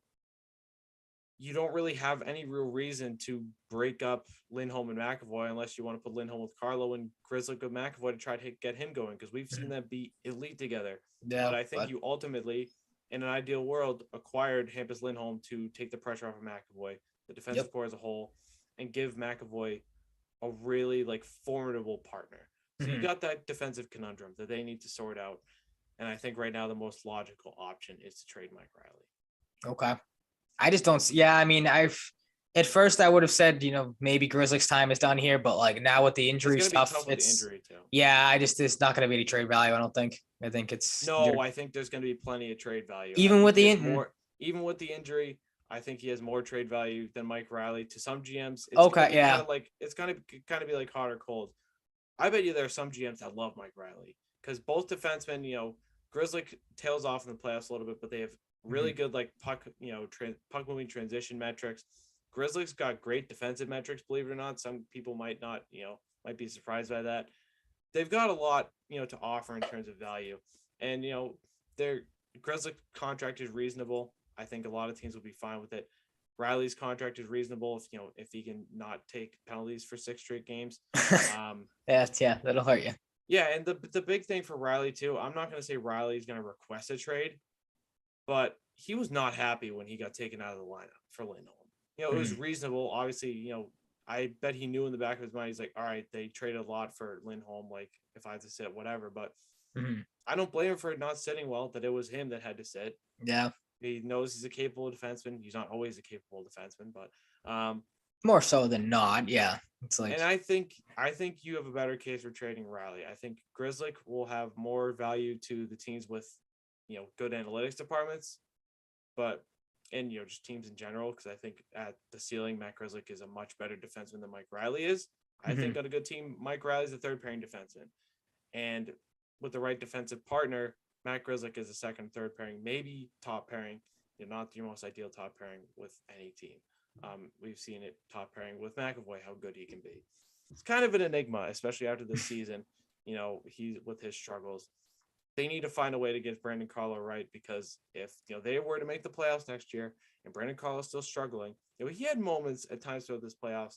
You're not going anywhere. If your second pairing is that weak and that you're in trouble, mistakes and catastrophe, you're in trouble. And you have to explore Zaboral and or Sean on that pair. It's just can only help. I can't imagine it hurts. Yeah. It has to happen at this point. I don't want Mike Riley in that pairing, but I'd honestly prefer him over Grizzly, to be honest with you.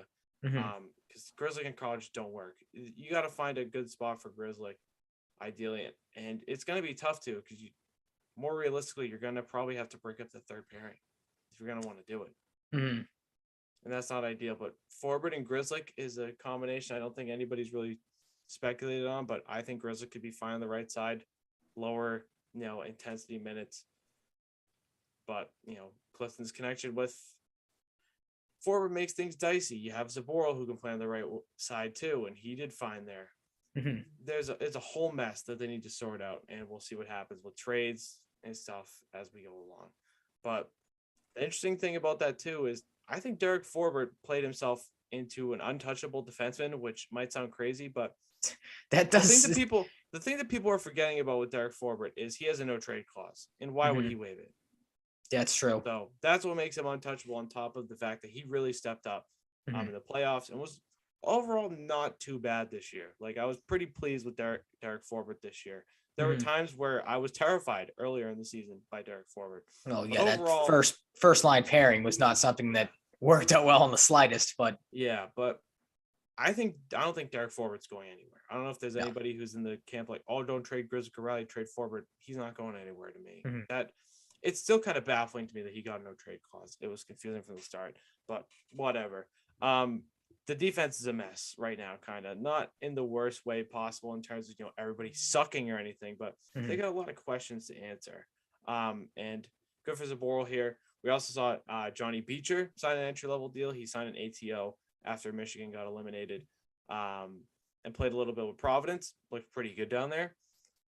I'm saying right now, Johnny Beecher's in the mix for the fourth and third line next year, but we'll see. I think his speed at his size is good enough to make him at least serviceable and worth a shot whenever, at any point in the season. Could be early, could be mid-season. I think Johnny Beecher deserves a look, unless he were to go to the AHL to start and really struggle or something. But he gets his entry-level deal, well-deserved. I'm excited for Johnny Beecher. To me, he's kind of like a smoother, more refined Sean Corrali that's bigger and has more offensive upside. Not like superstar offensive upside. That's not what I'm trying to get at, but like a third line, probably winger, natural center, but probably winger with his size. And, maybe he ends up being a center, given the lack of prospect depth, we'll see. But I think he could be a really effective winger, get in on the forecheck, play hard, bang bodies. Once he locks into that kind of mode as a winger, I think he could be a really, really, really effective one in the bottom six. So I'm excited to see what Johnny Beecher does next season. I think a lot of people were kind of down on him due to lack of production at times at Michigan and injury troubles, but I don't know. I wouldn't rule out Johnny Beecher yet. I think he has a chance to be a really good bottom six forward. Whenever that may be, is to be determined. But on to the breakup day stuff of injuries and all that jazz. David Pastrnak, he had a tough breakup day. He's been dealing with injury stuff all season, and he was asked about just how taxing the season was on him, with the unfortunate death of his son. It's just like a position you don't want to see anyone in. Mm-hmm. He said that himself, that he wouldn't obviously wish it on anybody. It's just brutal. Mm-hmm. The fact kudos for the guy going out. Sorry to cut you off, but kudos for him going out and playing pretty much a full season, with the weight of that on him, and not really showing it up until this moment. Yeah, and he easily could have completely broken down. Yeah, absolutely. The fact that he kept himself composed shows how strong he is. Mm-hmm. It's just still to this day, and it'll never not be, just a very heartbreaking scenario. Yep. And just something, you never wish on anybody, because it's a nightmare. Mm-hmm. And man, did he battle adversity this year and still scored 40 goals. That's still a wild thing. Yep. Lots of flashes of the Pastrnak we know and love, the elite goal scorer. And he's had some injury troubles as well. The core muscle injury that nagged him mainly later in the season, but throughout the year. Excuse me. He tore cartilage during the Bees' visit to Winnipeg on March 18th and played through it for 3 weeks before re-aggravating it against Columbus. He went on to miss 10 of Boston's final 13 games due to injury. He said, "It's all right, to be honest. It's tough at the end through the game 4, but I got healthy. I feel all right now. It's just the tweaking the whole 3 weeks every day pretty much until the Columbus game that I kind of tore the cartilage or something. It was no fun, but I'm feeling all right, actually. At the end of the playoff series, I'm feeling fine." And now we know he's fine enough to play for the Czech Republic in the World Championship. So hopefully he doesn't re-aggravate it. That would really just make me sad. Mm-hmm. But he's playing with David Krejci. Please convince him to come back. And what could have been the top 6 center of the future if he didn't sign an extension in Tomas Hertl. That will always hurt me. Hall, Hertl, and Pastrnak would have been ridiculous. Yeah. Oh, dude, good night. Good night. But yeah, I mean, Pastrnak luckily will not require surgery during the offseason, which is good. We have some guys. One guy we know will be getting surgery, one who might. But, it was a tough year for Pastrnak. I have so much freaking respect for him. Absolutely. Yep. Through the roof. But yeah, we'll see what happens with him. The other thing with him is a contract extension. He's a free agent after next season. $6.67 million is not going to be the price tag next time. No, it's not. You're looking at 10 minimum, maybe 11 for David Pastrnak. Mm-hmm. He could want to wait and see how the season goes, get a more firm number locked in as the season goes along. Maybe he ends up wanting to test the free agent market. I don't really see why he'd want to leave at this point. Mm-hmm. I don't think he's going to, want to test the free agent market, my gut feeling, but it's possible. Some guys want to just see what's out there, then circle back and end up signing with their original team. So we'll see what happens, but it seems like a contract extension is a priority for the Bruins, and hopefully they can get it done before next season. Yep. Because that would be tremendously ideal. Just give him what he wants. You don't want to let David Pastrnak slip away. It's not a good business practice. Just truly isn't. I don't know if it's too early for this or if you put much thought into it, but what's an ideal number for you for David Pastrnak? Money per year. I'm hoping 10.5. I think if you get 10.5, that's fine. Yeah, I'd probably put it somewhere around that 10.5 in that range. 10.3, yeah, something like that. 10.25 maybe. I think you could get 11, honestly, but I don't know. If you can get him under 11, I think that's real good value. Okay. Yeah, I'd probably put it at 10.25, somewhere around that. Fine with me. Yeah. I mean, he's already signed one team friendly deal for the most part. So I don't know if, again, you get a Bogart situation where the Bruins think they could maybe get him to sign another one. and Pastrnak doesn't want to do that. But like, and I say he doesn't strike me as a guy that like is just out there to play for money. Like, he strikes me as a guy that like, again, like situation, if he'll try to figure something out that works well for both sides. Like, I don't know if you remember his comments in the past, like where he's like essentially talking about, I don't have the exact quote in front of me right now, that money is not really a thing for him. Like it doesn't like. He's a guy that would rather play than. Which has me comfortable about him not testing the free agent market. Something drastic would have to happen, I think, for him to test the free agent market. Well, I think Bergeron this offseason might determine that. If you can't get him back next year, then Pastrnak will just say, yeah, I'm going to go out and test and see what happens. Like, if there's a team that's in a better spot than the Bruins would be a year removed from Bergeron, if we get to that, like, he might just say, I'll get Krejci back. Maybe that's Pastrnak stay. The big thing with me for Krejci is I know that probably the talk of him is going to ramp up more and more as the offseason goes on. And I have to assume the Bruins don't do the same thing they did last offseason. Can we get a decision on David Krejci at the start of free agency instead of maybe not tailoring your whole offseason to figure out if David Krejci comes back or not? Because I think that's kind of what the trap the Bruins fell into last offseason and then ultimately kind of screwed themselves over in that sense. But like right now, like honestly, I'm kind of tired of hearing about the David Krejci stuff. But if they can figure something out with him sooner rather than later, then I might be more inclined to, having David Krejci come back. Yeah, I think Krejci would come back cheap if he comes back 1 year at a time, maybe just 1 year total, probably just 1 year total. Yep.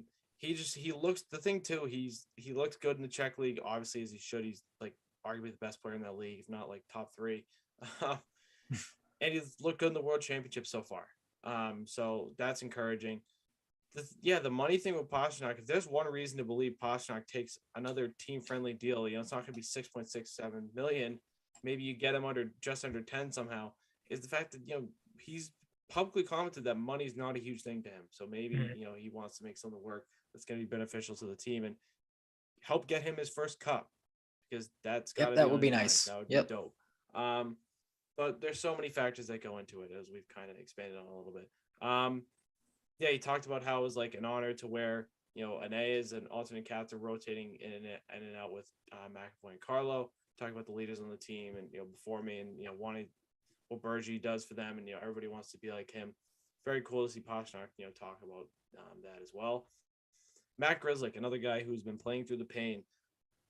The scratch was, I think, partially due to how he had been struggling, but I'm not surprised to see that he has been dealing with some injury troubles, because he had so many of these like minor injury flare-ups where, he's like game time decision day to day. Yep. He had a bad string of like injury luck this season in particular. And, we've seen him get hurt at times in the past, but this year in particular, my God, the guy just couldn't catch a break. And he's going to get surgery on his dislocated right shoulder and probably miss start of next season. So it makes things dicey for Grzelcyk. Yep, I would say so. But we'll see what happens. We'll see how it affects his trade value if they gauge the market on him. But it goes back to the conundrum they have. We'll monitor that as the season goes along. He said it was quite difficult not feeling like myself, obviously pain-wise. It was popping in and out. That's why I would have to miss a game or two for it to calm down. Unfortunately, I have to get surgery, but looking forward to getting healthy again and start feeling like myself. But yeah, hopefully Grizzly can get back to his normal self, because we know what he's capable of at the top of his game. Very good, underrated defenseman. This is another thing. This is what I was looking for. He actually had surgery on his other shoulder when he was at BU. So yeah, he's got shoulder issues. Lucky him. Yeah. A new thing. Hopefully, it can be resolved with the surgery. So we'll see what happens with that. Brad Marchand, another guy struggling a little bit on the injury front. Will he get surgery? Maybe. But he hurt his AC joint, he said, in a collision again with Washington's Garnet Hathaway on January 20th. Originally expected to miss a couple weeks, but did not miss any games. They were able to manage it, because he's just a beast too. But yeah, he might get surgery if it's like a this season or next off season type of thing. Just do it now. I was gonna say, I didn't understand that comment when I was like, why would you wait? Get it over with, please. Because I would have to assume this is what kind of featured in his goalless drought throughout the season, like some sort of little flare up here. So Like, why would you risk that happening again and then obviously risk a larger injury waiting to get the surgery? Like, exactly. It's not feasible to me. mhm. There's no upside to it, like zero. And I hope they come to that conclusion because wouldn't be great if it led to something bad during the season if they held off the surgery. Hampus Lindholm, another guy we've known, has dealt with some injury troubles. He missed 9 of the final 13 games, dealing with a lower body injury, which he revealed to be a knee, suffered against Detroit on April 5th. And this confirmed that, in the playoffs he did suffer a concussion, but they got it back in time safely. He looked comfortable when he came back, which was good. I think it's easy for guys who are coming off a concussion to be a little timid at the start, and he wasn't. So that's encouraging, for a guy you've got locked out long term now. Hopefully, Hampus Lindholm has better injury fortunes next season because it kind of screwed up his comfortability at times, I think, and he can get the ball rolling next year. But another one, a funny one in a way, not encouraging this type of things. But Charlie McAvoy kind of went David Pastrnak with the chipped front tooth from a high stick, but he's getting it fixed as soon as he can. Pastrnak kind of pushed it off for a little while. It's funny how Derek Forbort finished with and he had 9 of them in one game, and I was there. That was pretty funny. Suffering from no ill effects, and he talked about how his unbelievable. And he talked about how his dog, who he loves, his dog Darla, he gets all the good Boston food on the streets when they're walking, which is funny. He's such a goofball. For anybody who doesn't know, just look up Derek Forbort's Instagram. It's hilarious. He posts some goofy stuff. He's got quite the personality.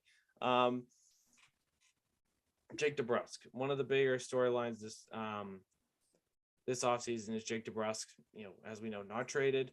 He's excited to head home to Edmonton. And he said he hasn't thought about the trade request much. It's been nice not thinking about it since the trade deadline. Been spending a lot of time with the boys here these past 2 days. I'll go home and talk through it with my family and go over the year more thoroughly. Kind of distracted on that. I haven't thought about it. He did sign that contract extension. He also mentioned, I wouldn't have signed something if I wasn't okay with that. It was a crazy circumstance around the time. I was excited to sign that. I think that's when my game took off as well. Like I said, I haven't had to answer these questions for a while, so I think that's when my game turned around. Brace's role with Bergeron and Marchand, and that helps. That helps you get to 25 goals.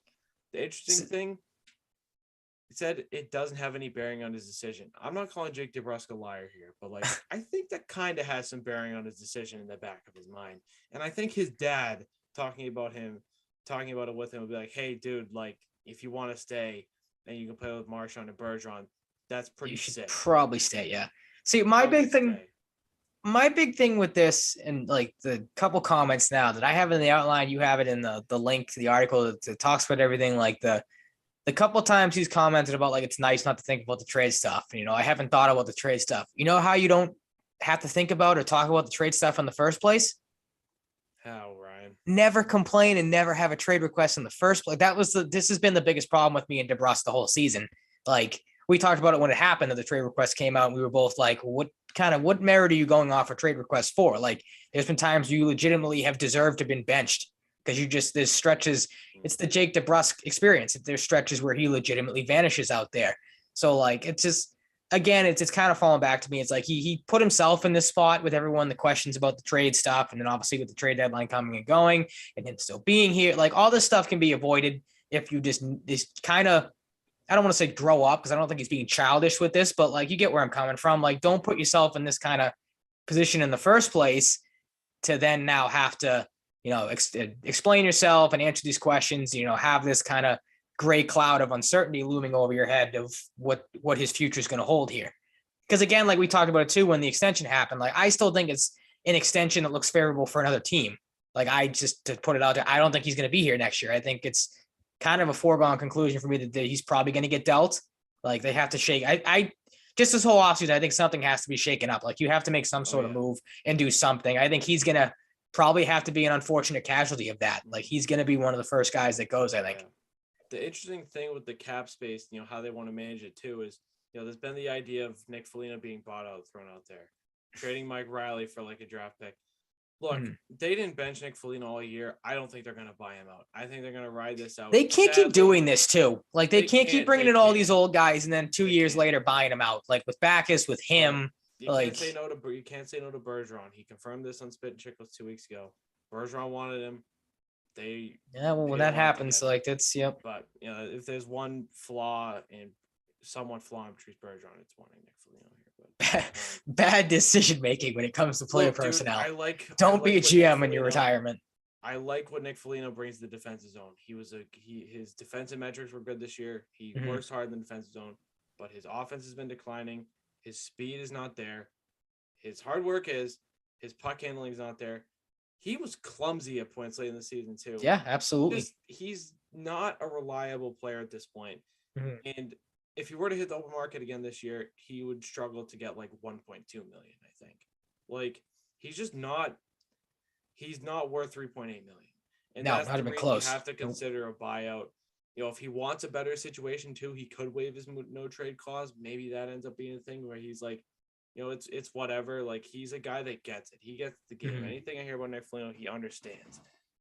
Like I said last week, if he were to had to have been taken out of the lineup to help the team's chances, he probably would have been fine with it because he gets it. He's been around.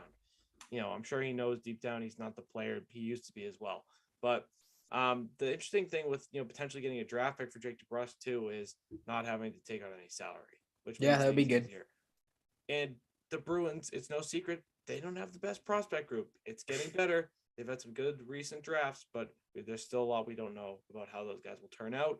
So we can't say for sure that they're home runs yet.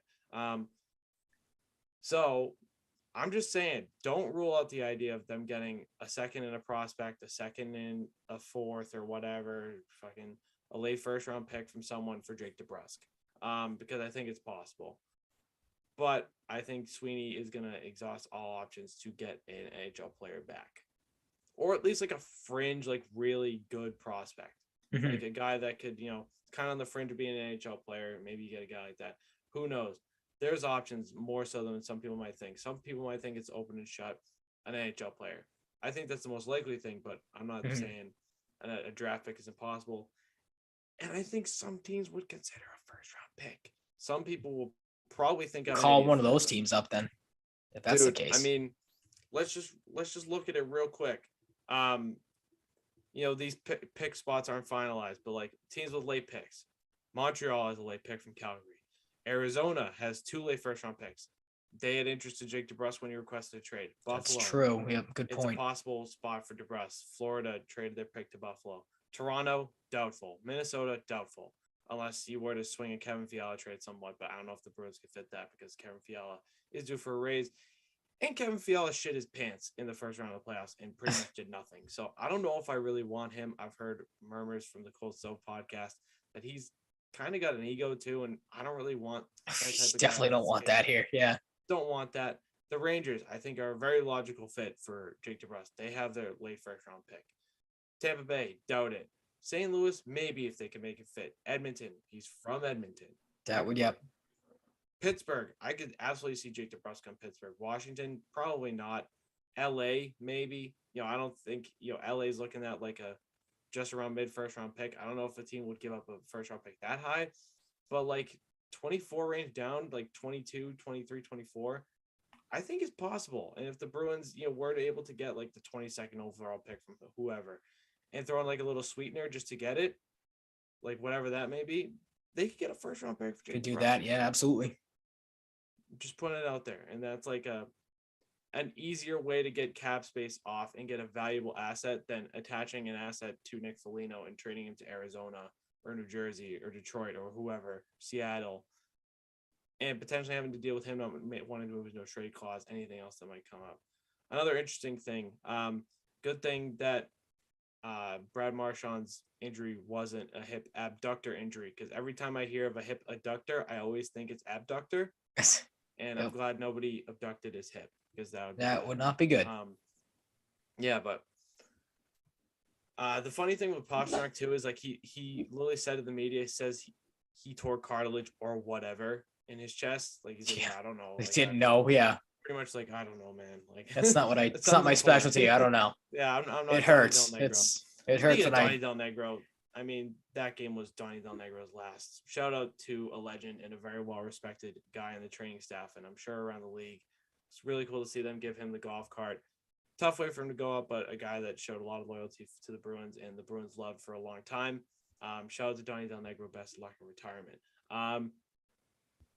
Other things, no talks with David Krejci at this time. Said Don Sweeney, though, said if he wanted to return, they would talk about it. It's a hypothetical at this point. So we'll leave it at that.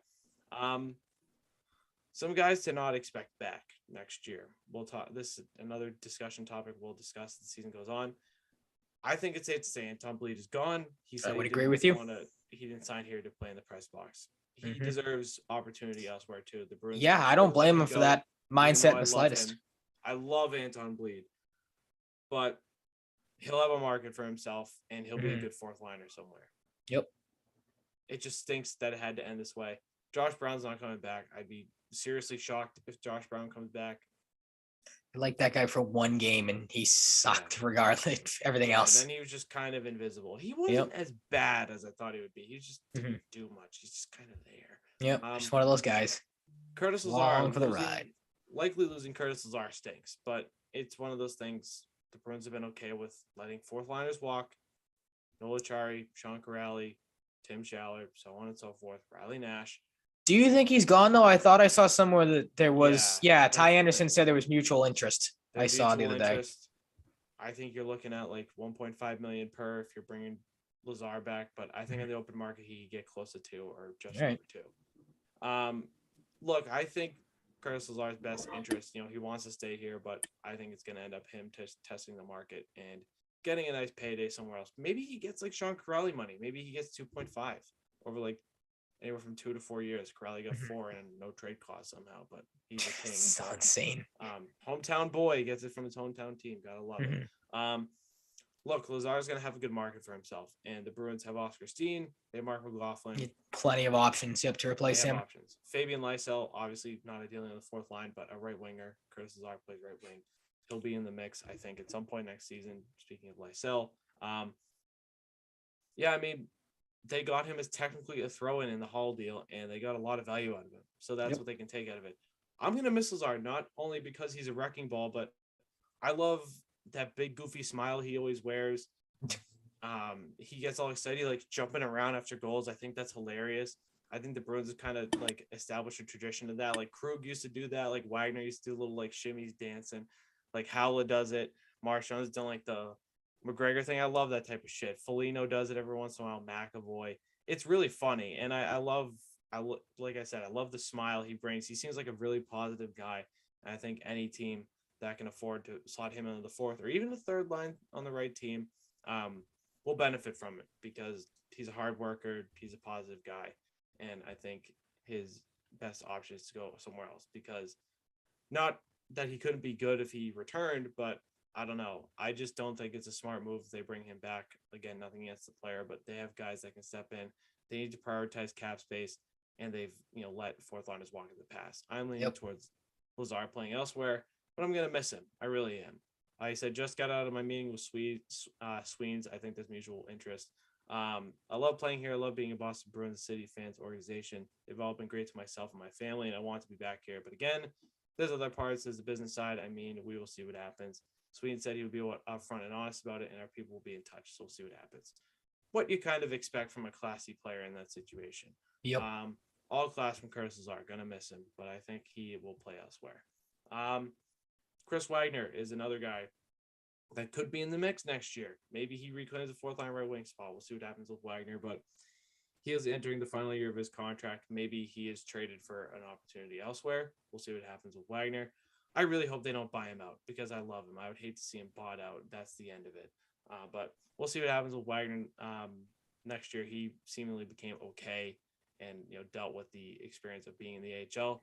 He was talking about how he was kind of like the Bergie of the team, he felt like, which was kind of funny. And I guess it makes sense because he's on the older side. Yeah, he's the elder statesman. Yep. Yeah, he's the elder statesman. Whatever happens with Wagner, dude, I hope it just goes well for him because he's such an easy guy to root for. I miss his appearances on, what was it, like Toucher and Rich he used to go on? He was on. I think he was So Zolak and funny. Bertrand. Zolak and Bertrand. He was because so funny. they replaced him with Derek Forbort this year. Oh, that's just a great replacement with how goofy he is. Mm-hmm. Yeah, man. I just hope things go well for Wagner wherever it ends up, wherever he ends up. Whether it's I think DeBrusque was Toucher and Rich, if I remember. Yeah, you're right. You're right. Yeah, driving to Merrimack in the mornings for morning classes. Yeah. Listening to them, it was DeBrusque. Yep. Always funny stuff. But anything else as I'm reading through things? Yeah, I talked about Forward's dog. That was the last point there. Shout out to Eric Russo for putting all those thoughts together on the Bruins website. Now we're on to Don Sweeney's notes, and a lot of people were a lot more critical of these ones because there are a lot of people that don't like Don Sweeney, believe it or not. To put this out there, I'm indifferent with what happens with Don Sweeney. I don't think it's the end of the world if he gets a new contract, but I'm not screaming for him to be fired. But I think with the inevitable rebuild, whether it's this year, it really starts, getting up and going, or next year, or 2 years from now, if Bergeron really wants to just keep going at it, if he wants to pull a Sidney Crosby said after they were eliminated, he's got 3 more years minimum. I did not hear that. Yep, he said that. Dark days are coming to Pittsburgh. Well, 3 years is good though. True, but I feel like that's gonna come quick. They're looking at losing probably Crystal Tang though, potentially. I don't think they'll lose Malkin. Yeah, I don't know, man. I think it's really hard to justify, the Jacobs family. They do things their own way, but I don't always agree with the things they do. I don't think you can do a rebuild or go through the future with Don Sweeney at GM. You need a fresh face. You need fresh faces. Yep. I'm not saying like Cam Neely, everybody, but you need some fresh ideas. And Don Sweeney's made good moves. He's made bad moves. You need some new ideas. You need something different because what you're doing is, you got to the Cup Finals in 2019, but it's not working well enough. And maybe that comes with the coaching change as well. We talked about that earlier, but I'm not screaming for Bruce Cassidy to be fired. I'd be happy if he's back. I don't think he'll be fired if I were to take one side. That was what I was more likely guy to get fired. Yeah. Yep. 100%. That was if you have to choose one of the two guys, and that's why I was so many. Case, since his contract is contract. I didn't know his contract was up, so that let go is the more suitable thing at this point. But that's why when so many people were calling for Bruce Cassidy's head, I'm like, how about you look like? I'll always kind of argue that the coach can only coach the players he's given. It's kind of the spot the Red Sox are in right now. Alex Cora is doing the best he can with the crap he has. Not to say that the Bruins, were crap this year. Obviously, they made the playoffs, but one's got to go. It's probably going to be Don Sweeney. You can look at the offseason additions, the contracts that were given out, drafting. Obviously, over like you said, it's gotten better, but there have been some pretty bad drafts. He's the odd man out, if you're asking me, if a move has to be made. Yeah, it has to be. I've been hot or cold on Sweeney for a while, or 2 or 3 years ago, I was very, not staunchly supporting Don Sweeney, but I was in the pro Don Sweeney camp, but it's kind of there's been good over the past soured years, a bit, but I'm losing it on him a little bit. And this retool did not work. The defensive retool did not work 2 years ago. The bottom 6 now this year, it's time. Not great. It's time. Yeah. Yep. You need a fresh face. Who? I don't fucking know right now. It's not my job to pick. I'm not going to speculate on it right now. I'll say this. I'll speculate on the replacement for Don Sweeney if he is let go. Exactly. Not going to do it right now. But I don't know. Maybe I could drum up some ideas, but I'm not going to do it on this show right now. He said we did not accomplish what we had hoped to do in the course of the season. Only one team does, but we aspire to be that team. We stand here acknowledging that we fell short, which I appreciate him saying because they did. He said, I think I've been around this town long enough to people to know in terms of pressure, I'm going to lock myself in and hold myself hopefully to the standard of the Boston Bruins. That's why I'm in this job. That the Jacobs family, the organization, the history of the Bruins, the standard that we're being held to is exactly what I aspire to.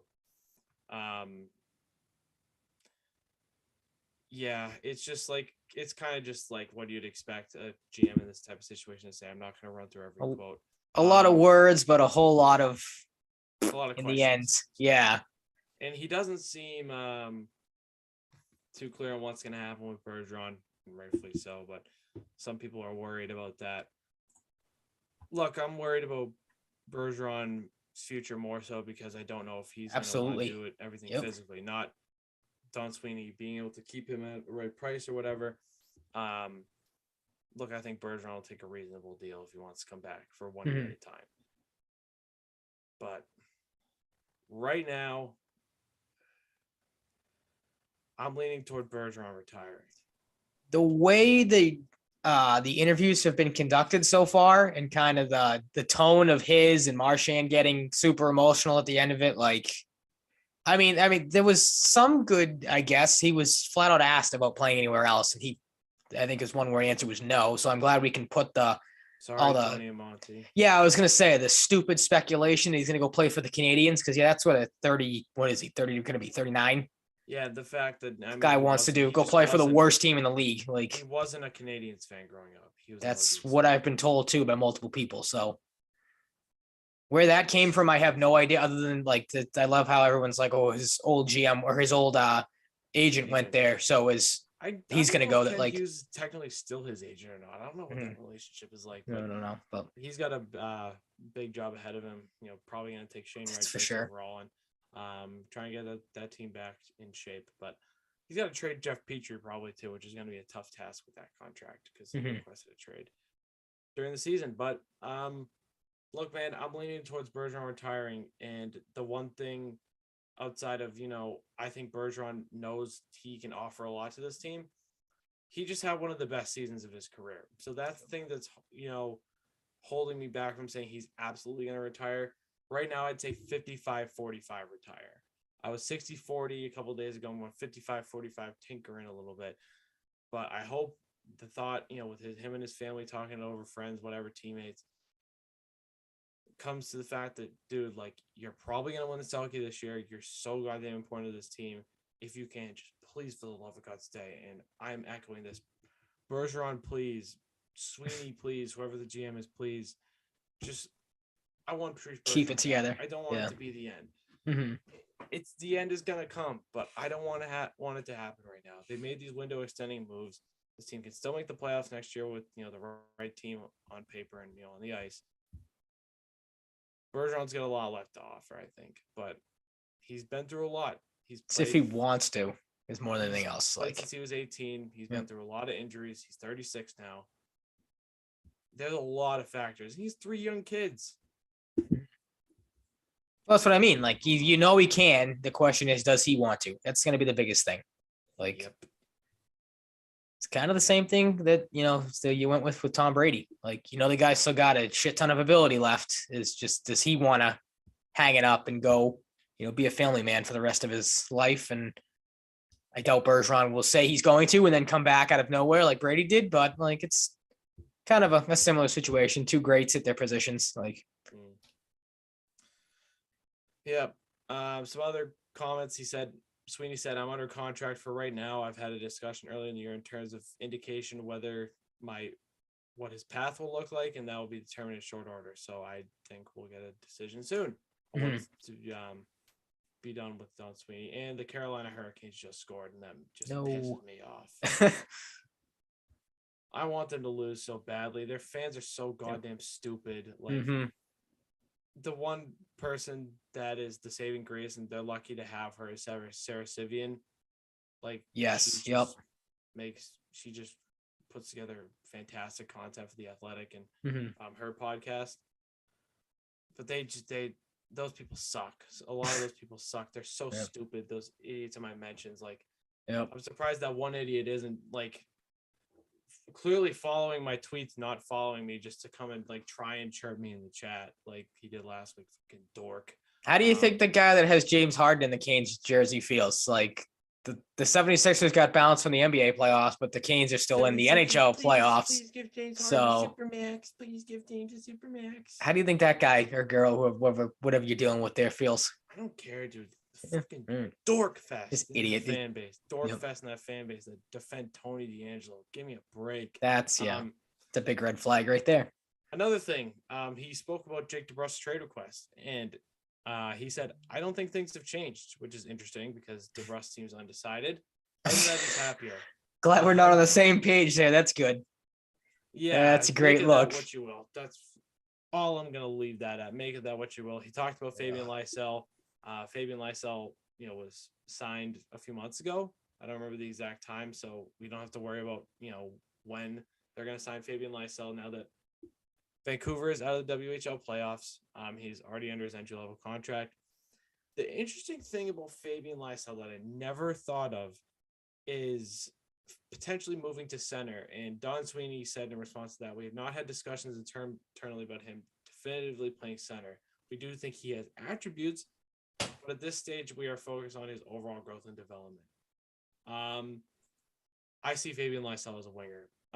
If he could turn into a great center, fantastic. Be all set, yeah. He's a speedy winger with that shot to put in those lethal shooting areas like you see guys like Pasternak and Marchand doing, so many snipers across the league. He's a winger to me, but the thought of him potentially playing center, given the lack of center depth, it intrigues me. Yeah, it's not the worst thing. Yep. It intrigues me. Something to monitor, I guess, now. Yeah, that pretty much wraps it up for, Sweeney's thoughts. I put Fudo Shinzawa's article in here, but we're not going to read the whole thing. But I just kind of put that into, if anybody has a subscription to The Athletic or has been thinking about it. Fluto wrote an interesting article on who he thinks stays and goes for the Bruins offseason, so check that out. I'm not going to run through the whole thing. We've read through a lot here, but he's got some interesting points. Some things I agree with, some things I disagree with. But we shall see what happens, as we've been talking about for a while now with the offseason. But some good things, with Zaboral and Beecher to start, but, a lot of question marks surrounding this team. And, it's not question marks in terms of tons of big-time UFAs or, like, worrying about players getting off sheet or whatever. It's just the big fish and Patrice Bergeron and some other priorities that aren't super, stressful. So it kind of feels like you're in a similar situation. Well, I was going to say, it kind of feels like you're in a similar situation to, I mean, not maybe as bad, depending on how you look at the positions and the players, but like, obviously you didn't know, your offseason kind of hinged on what you did or what David Krejci and Tuukka Rask decided last year. Now your offseason kind of hinges on what, like, it's obviously it's a franchise altering player, honestly. Like, again, like, that's, like, who knows? Not a great spot to be in year after year. That's for sure. Look, I just don't like it. Nope, it's not fun. I'm not rolling it out, but I don't like being in this position. It's not fun. Can't imagine the Bruins like it either. Nope. But we know at least he will never play for anyone else. And to anyone who that's a news flash to, I mean, come on. Like, the amount of people that were thinking that too, like, oh my God, like how do you, like, what?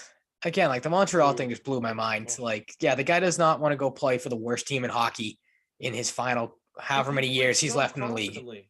People so confident. Oh, he was a Canadian fan. Like, no, he wasn't. That's it. Yeah, I heard you say that. I think it was DJ Bean, I think, that said it too. It's like he hated the Canadians growing up. Like, he was a Nordiques fan, and they're not even a team anymore. Like, maybe they will be if Arizona relocates. But and then he'll leave for there. He'll go to Arizona. Yep. Then go to another terrible team. Another terrible fucking team. Yeah. Horrible. Just some other names, real quick. Jesper Froden wants to play in the NHL, he said. So I think they signed him. He's gone too.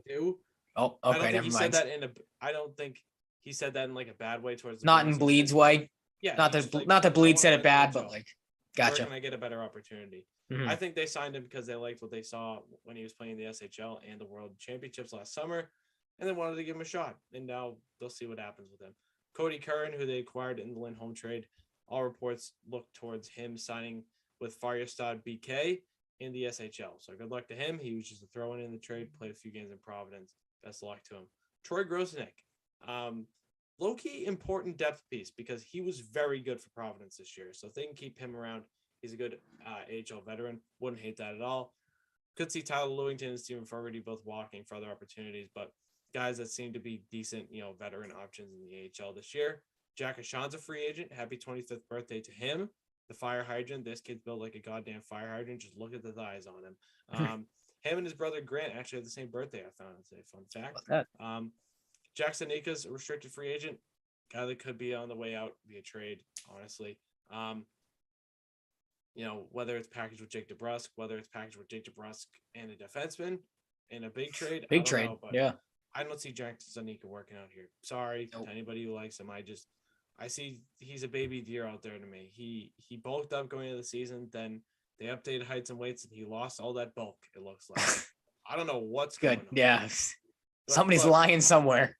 Stanika could be a good player. I just don't think it's going to be here. It's not working, and I don't see a real reason that it's going to change. And that sucks because he was a really exciting prospect for a long time, and it's just not working. Just happens sometimes, man. It's not a negative reflection on him. It's not me roasting him. It's just how it is. Cameron Hughes, restricted free agent. If he doesn't sign his qualifying offer or whatever, if he ends up in free agency, I think there's an NHL player in Cameron Hughes. It just depends on the right team to give him the shot. We'll see what happens. But regardless, you're getting a good AHL guy. Una Koppinen, good big body in the AHL. See what happens with him. Could go elsewhere, could not. Pavel Shen is a restricted free agent, but he's playing in Russia, so we don't really have to worry about Pavel Shen. He's not coming back to the Bruins. Matt Philippe, Northeastern guy, could be re-signed to Providence, could go elsewhere. Kind of another one of those guys in that mold. See what happens with him. For all accounts, looks like he had a decent year in the AHL, played a little in the ECHL as well. Nick Wolf, the big Minnesota Duluth defenseman.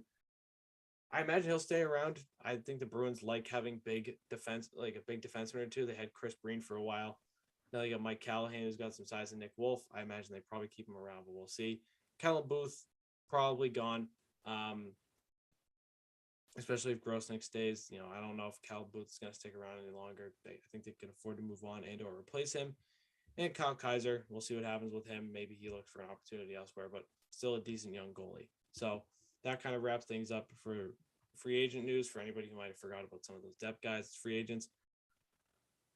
Quick updates on the playoffs.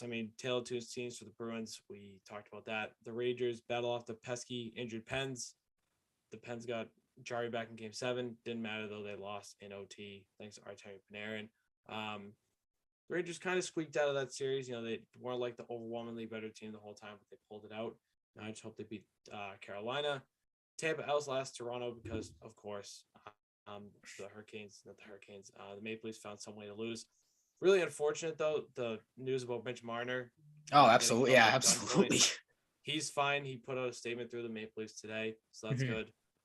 The reports on, when that or after that happened were that he was okay, too. So glad to see that's nothing good. Yep. happened to him. One of the superstars of the league. But yeah, he had his Range Rover stolen at gunpoint. That's pretty scary. So glad he's okay. Absolutely. But yeah, the defending champs show how they're the defending champs. They get a big game from Nick Paul, former Ottawa Senator. It's just funny to see an Ottawa Senator knock out the Maple Leafs. Yeah, the Tampa just get it done. Yep. They know how to win this time of year.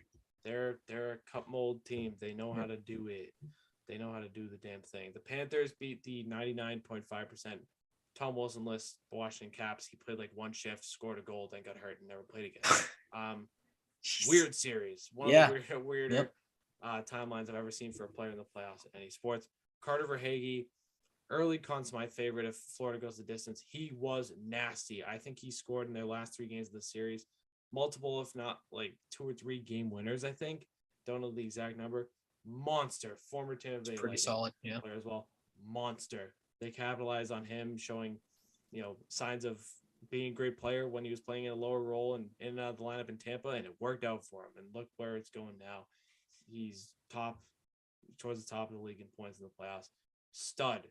Clutch player too. Looks like we might have maybe another Justin Williams on our hands. Don't want to get ahead of myself, but this kid's clutch. The Avs somewhat expectedly mopped the Predators. Feel bad for Connor Ingram. David Riddick was given a start in Game 1, and he sucks, and he sucked in Game 1.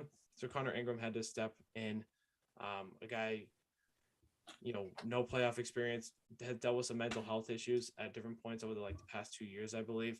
So a guy that's been through a lot of the last 2 years, and he has to step in. Had some great moments. Gave them something to play for in front of their goalie in a tough situation. But the Avs were just too much. The Avs looked pretty damn good. They beat the Blues last night, which makes me happy. Seeing Jordan Binnington really sad of splitting up an overtime goal. Love to see it. Love to see it. Love to see it. I hope they win in 4 again.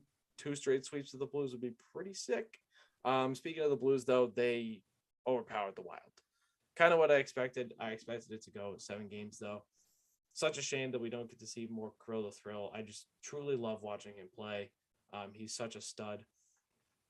But the Blues were too much. They're very deep. I think their defense is going to hurt them against Colorado, though. The Wild went with a goalie switch in Game 6, and it didn't work. They put Dmitry Kulikov in over Alex Goligoski, and he had a bad game. So not great lineup decisions. They didn't get very balanced scoring. It just wasn't a good formula for the Wild. They set on spin chicklets, I think, since like 2004, Minnesota sports teams in the playoffs were like 31 and like 84. Oh my God. The Twins haven't I was going to say that game. The Twins helped that a ton. They're like 0-18. Horrible. Yep. Dude, that is harder to do than like most things you could do as a sports They team. get mopped up every time in the playoffs. Like they don't put up a fight in the playoffs, which is it's probably even more pathetic thing. Because they look pretty good, but like here and there, they've got reasons to get excited. I think a little bit in Minnesota, but we'll see how that lasts. The Oilers didn't expect them to go to 7, but they outlasted Doubtyless Kings. I'm going to call him Condor McDragon in reference to He Daddy on Twitter. When he called him Condor McDragon, made me laugh so hard. He went apeshit in Game 7. He completely took over, like a complete dominant Connor McDavid performance. He was absolutely terrific, and he saved them from being embarrassed again. And that's huge for Edmonton. I'm very happy for Ben Stelter, the kid we talked about last week. He's been the heartbeat of that team. Just been around them. Awesome to see them continue to move on here. The Battle of Alberta is going to be awesome. We got the Battle of Alberta and the Battle of Florida after a first round with 5 Game 7s. Playoffs are pretty fun this year. I'd say so. Yep. Pretty fun. That's why they're the best playoffs in sports. Credit to the Kings, though. Without Drew Doughty, they take the 2 of the best players and the Edmonton Oilers. Just 7 games, and they were playing with house money. So Dustin Brown goes out. Classy of Jay Woodcroft to congratulate him on a great career after that game. Brown rock star moment, just tweets out a picture of him lifting up the cup after the game. Great career, clutch player. I got a lot of respect for Dustin Brown. Best luck to him in retirement. But the Oilers outlast him, and the Otter, being Jake Ottinger, and the Stars can't douse the Flames despite trying. Can't believe this series went 7 as well. I had a lot of quick series last round. But the Flames, Johnny Gaudreau, BC legend, ends it. Electric goal. I love that building in the playoffs. It's absolutely crazy. The Flames, little dicey, but my 2 cup teams are still alive.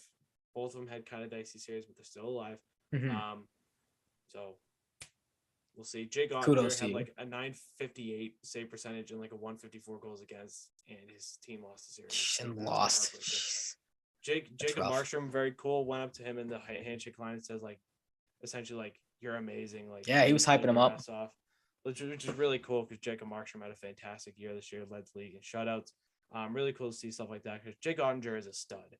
I remember wanting the Bruins to draft him in his draft year, but they got a pretty good goalie later in that 2017 draft in Jeremy Swayman. So it all worked out. My picks, I got Avs over Blues in round 2. In 6 games, Flames over Oilers in 7. The Battle of Alberta is going to be amazing. I'm going Lightning over Panthers. I'm changing my pick. Oh. I'm changing my pick. Ouch. I can't bet against the Lightning. They win game 1 last night. Andrei Vasilevsky, after he loses, just doesn't lose again. I think he's like 18-0 or like 17. Maybe he has 1 loss after losing like in the playoffs in the past few years. I think he's let up 1 goal in his last 5 elimination game scenarios. He's the best goalie in the world, ridiculous. And maybe the best goalie of all time in elimination games. Like, he's a moose in the net. It's unbelievable I don't know. I think they're, Braden Point's injury, whether he can play or not or whatever ends up happening with him, puts things in doubt for the Lightning a little bit, but they just know what to do. They know how to do it. And if they can, beat the Flames, or not beat the Flames, Panthers handily there. We saw the Panthers lose handily in game 1 in the first round. I don't know. I'm switching my pick to the Lightning. I think they're going to do it. And I hope I'm wrong for my bracket, but I'm switching to the Lightning. I'm going Lightning over Panthers in 6. And I got Canes over Rangers in 6, even though the Rangers, had control of this game and blew it. But Igor Shesterkin should punch someone in the face for that. But get somebody going. The Russian gas. But yeah, I'm going Canes over Rangers in 6, which would set up Lightning versus Canes and Avs versus Flames, which would be pretty decent. Oh God, I hope the Lightning don't win because they're going to the Cup again if they do in that situation. Yeah, I hope I'm wrong, dude. I really do. I hope my bracket's right about this. Unlike you, I'm not flip-flopping on anything.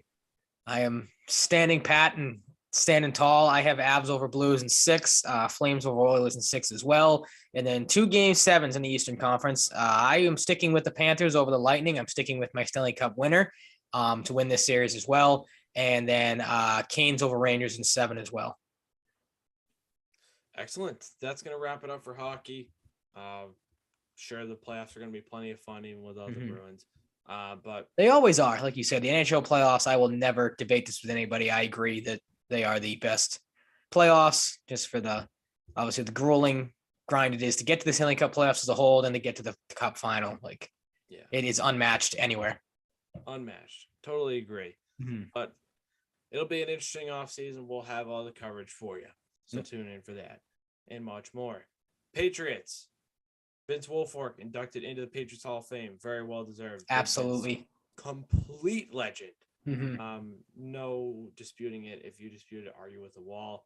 I feel like he's one of those guys that you probably can't find anybody that dislikes Vince Wilfork. How can you? That's what I mean. Unless you're an opposing quarterback. Yeah, I guess. Yeah, you got crunched up by him. Yeah, exactly. Once or twice.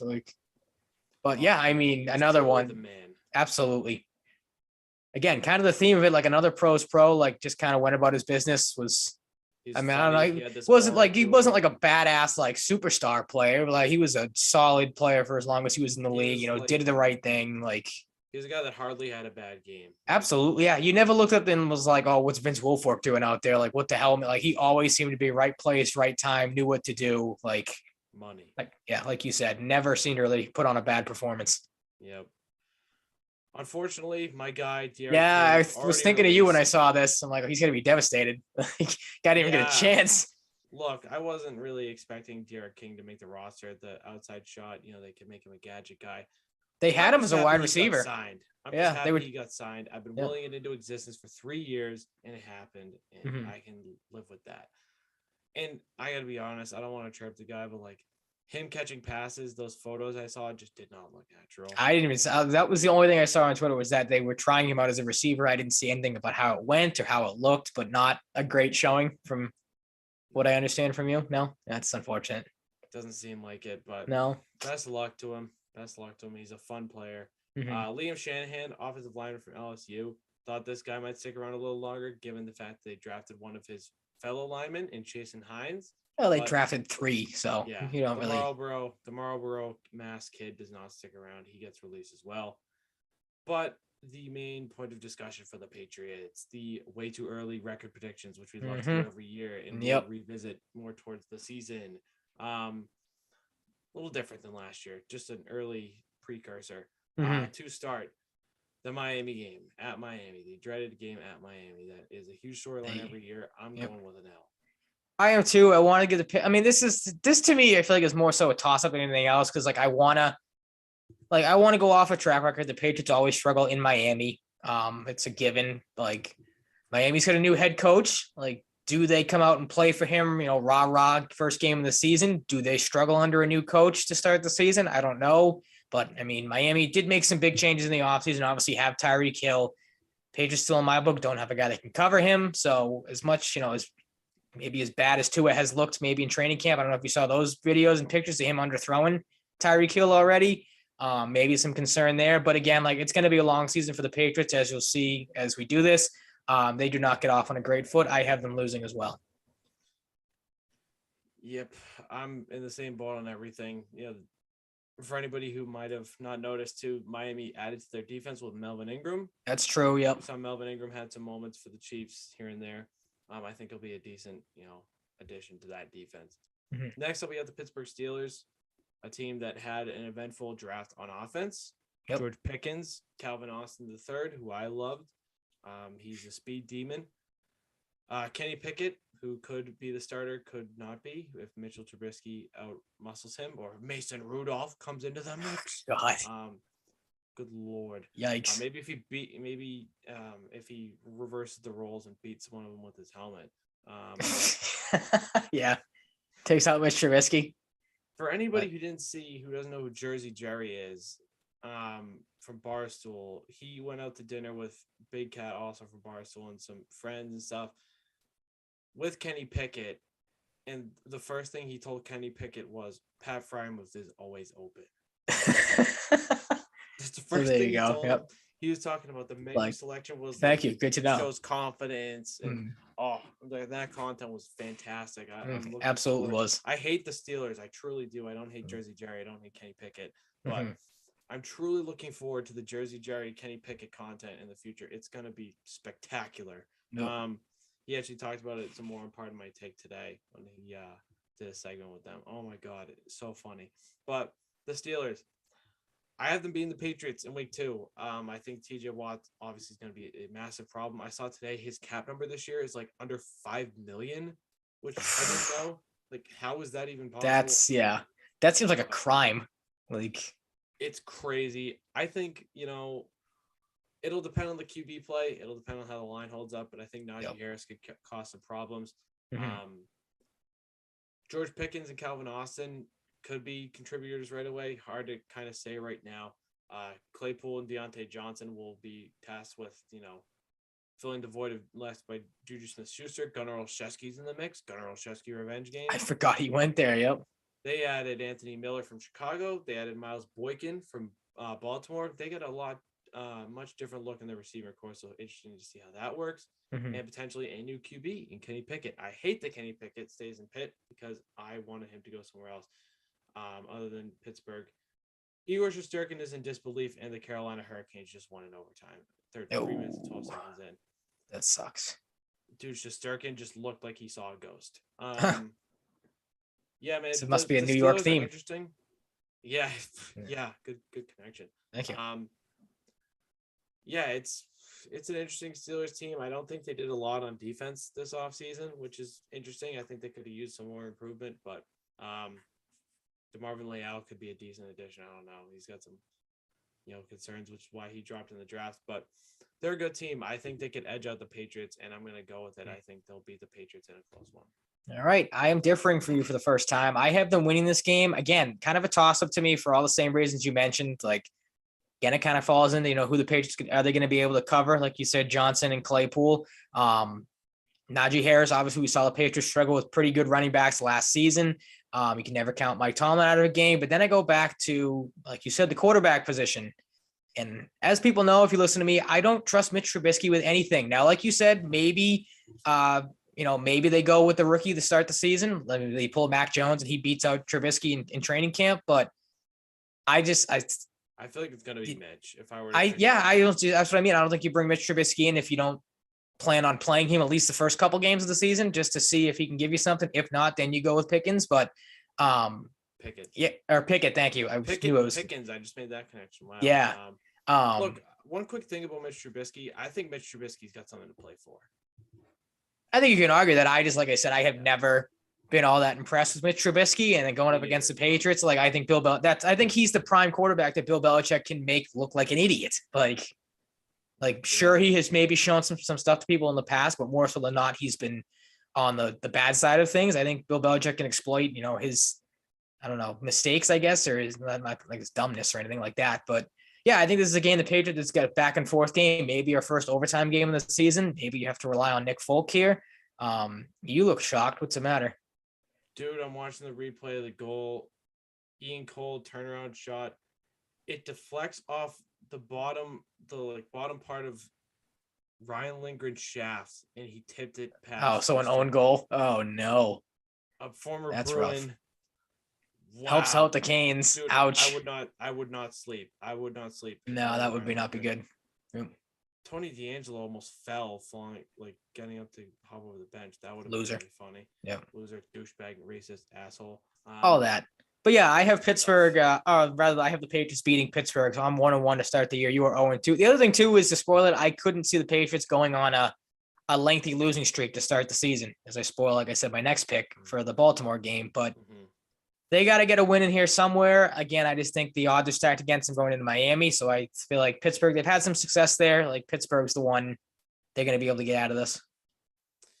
Yeah, I could see it, but I don't know. This is a toss-up type of game in some ways, but I don't know. I'm going with Pittsburgh. I'm going with my gut here. Yep. Taking it. I had Baltimore winning at first, and the Patriots finishing with a tough record. But I've changed my pick. I think this game could end in a tie, but I just really don't see the Patriots ending would suck. ever tying under Bill Belichick. I just don't think that would happen. But if I were to pick one tie game, I could see it being Baltimore, just to put that out there for fun. Well, if Jim Harbaugh does, or the win against Baltimore here, if Harbaugh, if they get into a spot where they need to kick a field goal to win, and they decide to go for a touchdown or whatever, then maybe you could see it end in a tie, like Baltimore screwed themselves twice or three times last year without putting the best kicker on the planet out there. But the big thing for me for Baltimore this year is they trade Marquise Brown and they haven't really replaced him.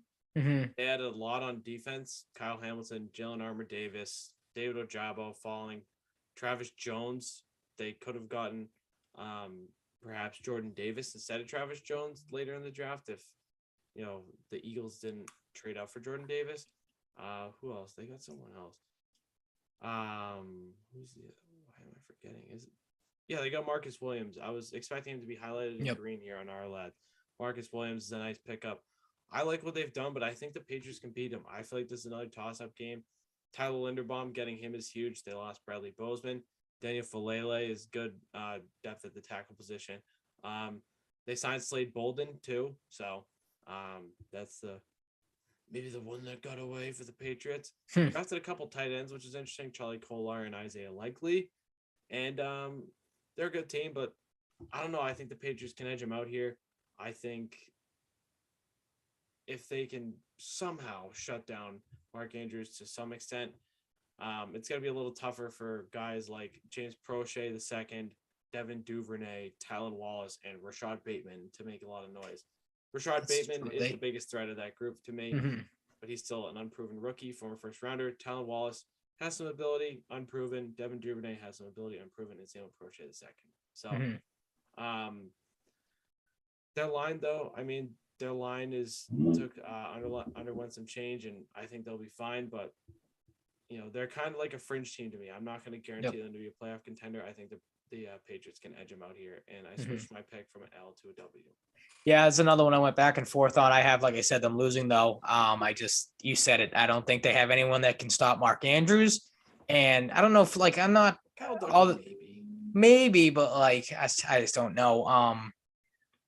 And then for some reason, I'm not a huge Lamar Jackson fan, but for some reason to me this season, I feel like he's got a ton to prove after a down year last year. I feel like this entire season just could be one giant Lamar Jackson, revenge tour type of thing. So I think, again, Patriots have struggled with mobile quarterbacks. I think he's a guy that could very well, again, without a ton of weapons to throw to, could just come out and rip the Patriots apart on the ground. Exactly. So they always seem to have one kind of not strange loss, but a loss you don't expect at home. This is the one I think early season.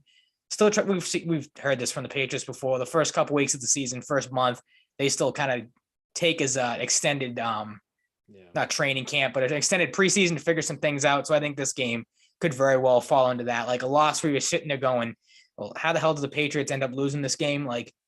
It's just one of those early season tilts that you feel like the Patriots should be able to get up for, but just ultimately can't. Yeah, and I think for my case too, I think if they lose to Pittsburgh, they're going to come out pissed off. Yep, I could absolutely. That's what I mean. Either way, you flip back and forth, you could see that. So I agree with you there. Yeah. First 51 seconds, the Flames scored twice. I read that kind of quickly. God. I might have not. I didn't read the whole thing, so I might be wrong there. But when I looked over, it was like 16:53, and the Flames were up 2-0, and they have a power play. So I don't know what the fuck's going on with the Oilers. But what Edmonton's doing, falling apart. Ice advantage. That place is bonkers banana land. So yes, I want to go to a game there if I ever end up in Calgary in playoff time very badly. Green Bay, this is an L. Like Aaron Rodgers absolutely. Yep. Still around. They added some receiver help for him finally. Jair Alexander is looking to be healthy. He just got paid the highest a corner has ever been paid. 4 years. It's in Green Bay. It's in Green Bay. It's not a win. Everything's stacked against the Patriots in this one. Stacked against everything. Them. We'll see how their receiver group looks without Devontae Adams. That's going to be a big thing to monitor, but I don't know. I think Aaron Rodgers can beat the Patriots. Absolutely. I 100% think he can beat the Patriots. Yep. Doesn't matter who's out there to throw to. Again, the Patriots don't have anybody that can cover, in my opinion, right now. Maybe Jonathan Jones if he gets back healthy, but we'll have to wait and see on that. Schedule is massive loss coming up. Yeah, I mean, we'll see what Christian Watson and Romeo Dubes do. Or Dubes, I still don't know how to pronounce that guy's last name. Dubes, whatever it is. Yeah. Daubs. Dobes. Like dogs. Whatever, man. Yeah, we'll see what happens in Green Bay, but I don't know. I think Aaron Rodgers wills them to win over the Patriots, especially at Lambeau. Detroit, the kneecap biting Detroit Lions. They got a kneecap biter in the draft in Aiden Hutchinson.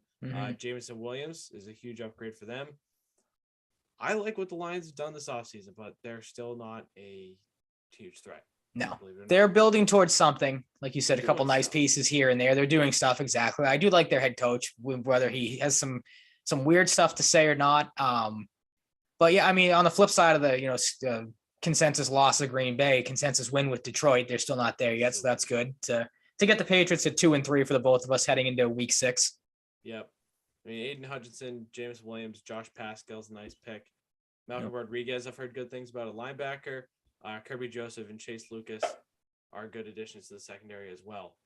The Flames are up 3-0. Jesus, that game's over. This is what happens. I'm not saying it's over for Edmonton, but you have the two best players in the world, and you have a 40-year-old goalie in net. It's horrible. That's horrible. Ken Holland needs to be fired. I don't care. That guy does not deserve a job anywhere. Brutal. But yeah, the Lions just aren't good enough yet, but they're starting to build something. They got a nice receiving core now with Williams, Alon Ra, Khalif Raymond, and Josh Reynolds are good depth. And you had TJ Chark, who I wanted the Patriots to sign, and they got Quintez Cephas and Tom Kennedy ready to roll. Friend of Stu Feiner. So for anybody who doesn't know, Tom Kennedy. Mike Smith is not getting pulled, is he? 3 goals and what'd you say, 2 minutes in? Yeah, I have to be. Seconds. Absolutely pull the goalie. Yeah, wow. You do something. I just didn't even think of it. Now they got the big, goofy, giant doofus, Mikko Koskinen, to replace him. Cleveland. We don't know for 100% fact if Deshaun Watson's going to play. Yeah, this is a tentative. With how things were ruled in court, that maybe he does. We don't know what's going to happen with Baker Mayfield, but if obviously Deshaun Watson is healthy, he's going to play. And if he is legally able to play, he will. 3 goals on 9 shots for the Flames. Woof. Buzz, your girlfriend. Woof. Yeah, I don't know. Deshaun Watson, Cleveland. I don't like it. I don't like Nick Chubb. I don't like Kareem Hunt. I think they cause a lot of problems. I'm not saying Kareem Hunt's a Patriots killer. Even though Kareem Hunt is a bad person. This is true. I think Nick Chubb and Kareem Hunt go bananas. I think Amari Cooper and Deshaun Watson go bananas. I like their defense as well. It's not. I forgot they got Amari Cooper. Yeah, and I like their defense. To give the Patriots some problems. I think they pull this one out at home against the Pats. I was going to give a hot take and say if Deshaun Watson, I have this as a loss thinking that Deshaun Watson's going to play, but I was going to say if Baker Mayfield's a quarterback, I'd put the Patriots as a win here, but with all that talent, on the offensive side of the ball, and if Baker Mayfield still can't figure it out with that, then he is a garbage quarterback. But right now, sitting here thinking that Deshaun Watson is a starting quarterback of the Browns, I'll schedule this as a loss for the Patriots. Yeah, I mean, my thing with Baker Mayfield, wherever he ends up, if it doesn't work this year, wherever he plays, it's not going to work.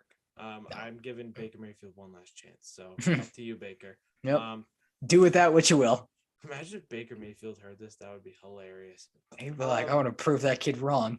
His interview on Mike Stud's podcast is very interesting for anybody who has any interest in watching. Maybe gain some respect for Baker Mayfield. We've talked about it a little bit. Chicago at home. I mean, Justin Fields is not winning on the road against Bill Belichick. It's just not happening. He's a bad guy. Speaking of Jersey Jerry, begrudgingly takes a picture with Jersey Jerry. Oh, yeah. Bad guy, bad vibes. I don't know about Justin Fields, man. I don't know. You can't be doing that just because he's older. You can't take a picture with him. You're too cool. I don't know. I don't like those vibes. Scumbag move. Not good vibes for the Bears. For Ryan Poles running the ship there, Matt Eberflus. It's bad vibes. The Patriots are just a better team too. They're gonna win. Ooh, Edmonton. Oh, we had a high-scoring affair. Connor McDavid is in FU mode. He's like, okay, don't want to do this losing thing. Yep. Bring this team back single-handedly. Condor and McDragon. So dumb. Can't get enough. You also think this is a win? I do. Yep. For all the same reasons you do, I don't see Justin Fields walking into Gillette and pulling out a win in prime time against the Patriots on Monday night. The first edition of Mac versus Justin. Yep. The Jets. Fun game, but the Jets killed the draft, but they did. I'll give them credit there. Yep. But exactly, they are still the Jets. They are still, in fact, the Jets. That is not up for discussion. Yep. Garrett Wilson, great pickup. I can't believe they had this good of a draft, man, on the surface. Sauce Gardner. Hate that Sauce Gardner is a Jet. Great pickup. Yep. Breece Hall. That stings. Pretty good running back, and he can catch passes as well. I think he could finally be the number one back they've been looking for a few years now. Max Mitchell, good O-line depth. I like Jeremy Ruckert even at tight end. I like a lot of what they did. They even signed a guy named Zonovan, which is pretty cool. Jermaine Johnson, they traded back into the late first round to get him. He could be a stud off the edge for them right away. I like what the Jets have done, but again, they're another team that's building towards something. Exactly. Garrett Wilson, I went back and forth between him and Jameson Williams being my favorite receivers in the draft. They would have to really mess this up for Garrett Wilson not to be a surefire stud. I think he's just awesome, and we'll see what happens in his rookie year. But it's a win against the Jets. It's a win even on the road. 4-4. Yep. Indy, Matt Ryan and the Indianapolis Colts. It's an L for the Patriots, but it will be a close game, I think. I think so. I kind of went back and forth, but then I remembered you lost to the Colts with Carson Wentz. They upgrade maybe to some, depending on what people think of Matt Ryan. Yeah. So I count it as an upgrade. Matt Ryan's going to get his revenge on the Patriots, and I think they walk into Gillette and the Colts once again. Plus, again, if Jonathan Taylor's healthy, maybe he has a step down from last season. But again, it's a premier superstar running back. The Patriots always tend to struggle with them. He lit them up last year. Yeah. He's probably going to do it again. So another loss on the board for the Patriots. Yep. They had Philip Lindsay. Actually, I think that was today. Yeah, I did. That's right. I did see that today. Very nice back depth. He's good depth at this point in his career. Alec Pierce in the draft could be a good weapon for Matt Ryan. They get Bernhard Raymond for some tackle depth. Jelani Woods, who had an amazing combine for a tight end. Jack Doyle retires. They replace him with Jelani Woods. They got him and Wiley Cox. I like Jelani Woods to give them some sneaky value. And they're just a good team to begin with. They just added some pieces. They added Stephon Gilmore. Oh, that's right. I forgot they did. Yeah, that's a great pickup for them too. Yep. Excuse me. I like JJ Doman, the linebacker they drafted. I've heard good things about him as well. So that's a nice, good pickup as I'm looking through the depth chart to give myself some reminders here. But yeah, I mean, they had a good thing going with how their secondary was being built and put together. Bobby Okereke could have another, building on like a type of breakout start to his career. So I'm looking for that. Could cause some problems for the Patriots, but Stephon Gilmore, Kenny Moore is good. Curry Willis is good at times. Yeah, I don't know. I like the team. I like them enough to beat the Patriots. Yep. Is what I'm getting at as I just kind of ramble here. 4-5 into the bye. Not great, but Yeah. I mean, like, Could be worse. yeah. My worst case scenario for the Patriots this year is 5-12. I'm just gonna put that out there. Okay. Next you get the Jets again. We get Jets for the second time in 3 weeks. It's a win again, 5-5.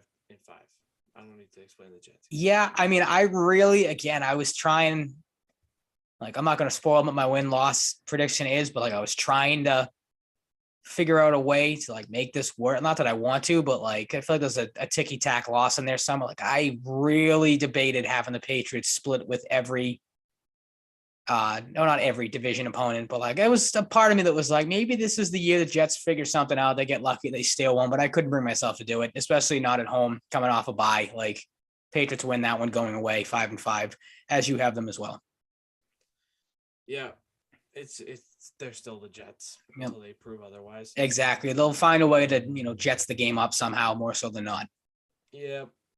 Minnesota kind of went back and forth in this one, mainly due to the receivers, but it's Kirk Cousins. I think they can beat him. Exactly. Please just don't let Dalvin Cook go ridiculous on you too. Yep, that'll be the one really big thing to worry about. Plus, I don't think all that highly of Minnesota's defense. So yeah, like Alexander Madison can contribute. They drafted Ty Chandler out of North Carolina, who can be a decent change of pace back. I think as a rookie for them. What did they do in the draft? As I refresh myself, Lewis C. and Andrew Booth Jr. Right, they were the one that got Booth. Yep, I know stings, and they needed upgrades. They needed upgrades. Pat Peterson isn't going to be around for long. Harrison Smith isn't going to be around for much longer. Cam Dantzler hasn't really lived up to expectations early in his career, but has had moments, I guess. They're building something in the secondary. It's not perfect yet, but I don't know. I think they're starting to build something, but the Patriots can beat Kirk Cousins. Yep. Bill Belichick can beat Kirk Cousins. He's another one like Trubisky. Like you a big thing for me. Make him look bad. Yep. The other thing too is just please don't ruin my Thanksgiving. Like it's kind of a nice thing to see the Patriots playing on Thanksgiving night, the first of 4 straight primetime games, which is kind of interesting. Don't ruin my Thanksgiving. Don't come out and lay like an egg Thanksgiving night. Like if this was like the 1:00 game, I wouldn't feel as bad. But like after like eating and everything that like I want to sit down and watch a football game that I'm actually invested in because my team's involved in it. Don't F up the day for me, please. I don't even know I ask. Patriots have ever played on Thanksgiving in our lifetime. There was one. I think so. They might have played the Lions one year. Maybe. I'll have to go back and look that up, but I'm pretty sure there was one year they played. Maybe it was Tennessee, maybe? I could have sworn it was somebody they played before. I'll have to look that up at some point and get back to you. Yeah.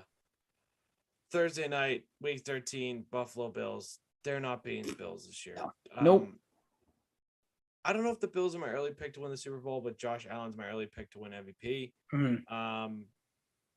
It's an L. They're not beating the Bills. The Bills are nasty. They managed to even get better. I don't think they have a chance of just flat out competing with the Bills, let alone beating them. Like they really don't. You're looking at like playoff performance like he had last year, like twice this year. I think Buffalo blows the Patriots out in both games. It's possible. Cole Beasley not around anymore. They draft Khalil Shakir out of Boise State. Could have been an option for the Patriots. They bring in Jameson Crowder.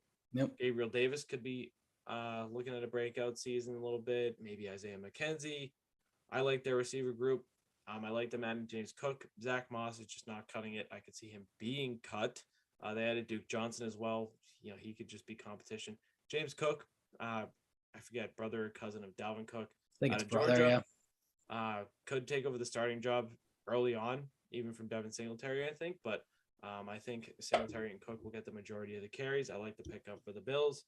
And Kyer Elam, another guy the Patriots could have had. Yep.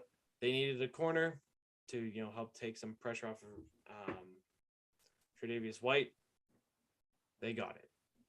So, yeah. The Patriots did it.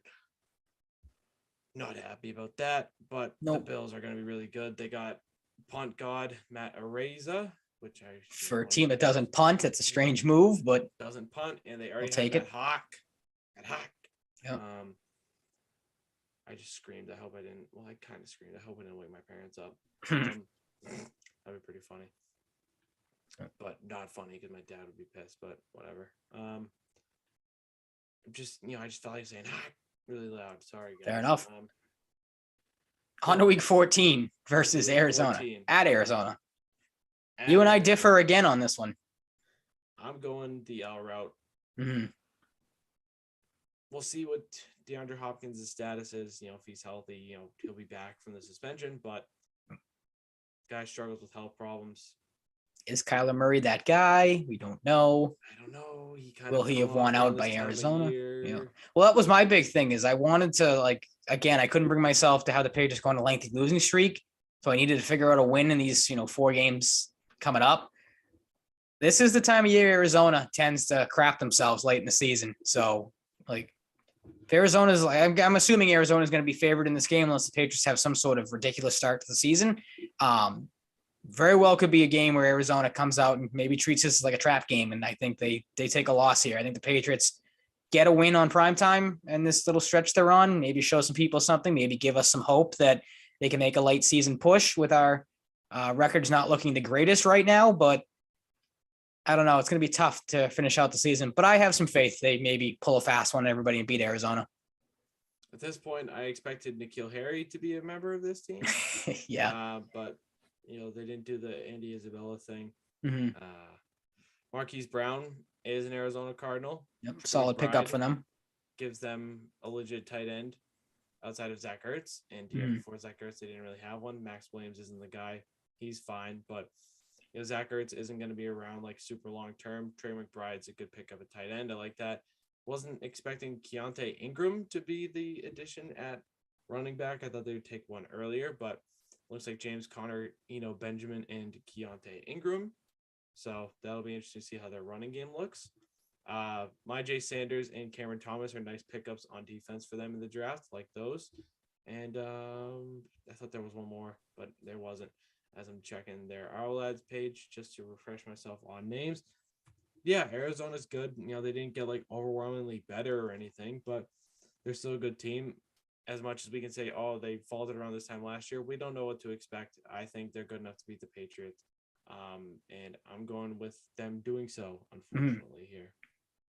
All right, so we have flip-flops records. I have them sitting at 7-6. You have them sitting at 6-7, heading into a maybe not before the offseason started, a matchup that would have caught some people's eyes, but with the Las Vegas Raiders and with Josh McDaniels being there, an interesting week 15 matchup that you and I, spoiler alert, do not have going well for the Patriots. Nope. Devontae Adams. Yep. That is going to be the difference maker. And again, we don't know if the Patriots have Carr. anyone who can cover. Derek Carr is good enough to get the ball to Devontae Adams, and I think Devontae Adams could single-handedly win them this game. I just like the Josh McDaniels factor. I think he is going to come out and say, second chance at a head coaching job is going to be able to prove something. Obviously, there's a lot of talk of that team, as much as they've done in the offseason, still maybe being the 4th best team in that division, which is crazy. They were a playoff team last year.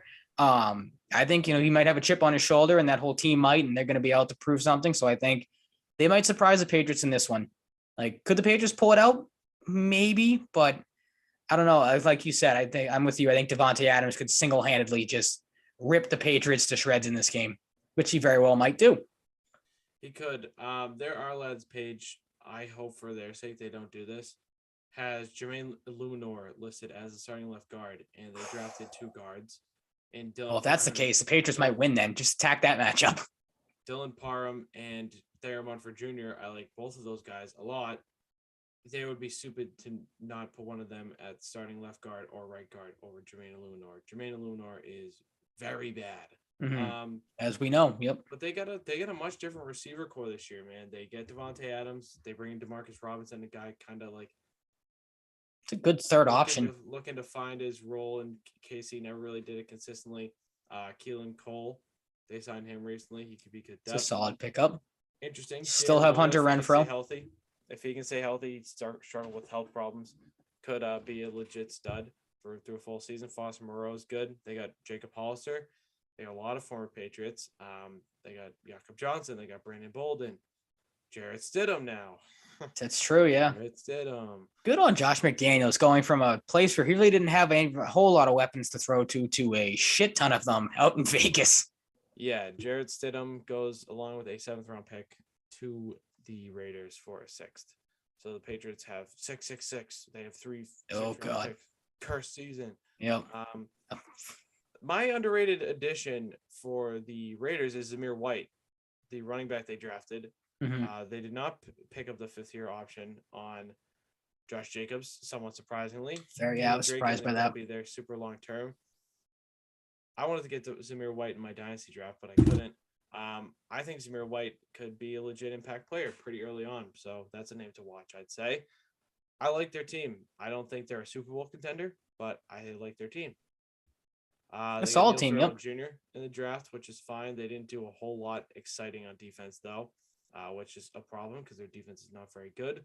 But luckily for them, they did sign Chandler Jones early in the offseason in free agency, so that helps. Mm-hmm. Looking for more from, build seasons to build on from the new guy. They got in a trade Rock Yassin in the secondary, Trayvon Mayrig, and Jonathan Abram. So they'll be depending on that. They have Teron Harmon too. I just remembered that because I forgot about that. Yep. Cravon LeBlanc, Teron Harmon, 2 more former Patriots. And Tyree Gillespie. I like Tyree Gillespie too. So we'll see what happens. Mm-hmm. I do not think the Patriots are going to win that game. I do not either. Speaking of games they're not going to win, Cincinnati. The defending AFC champions. Loss. Cincinnati got a lot better. They finally figured out that they wanted to actually protect Joe Burrow. How about that?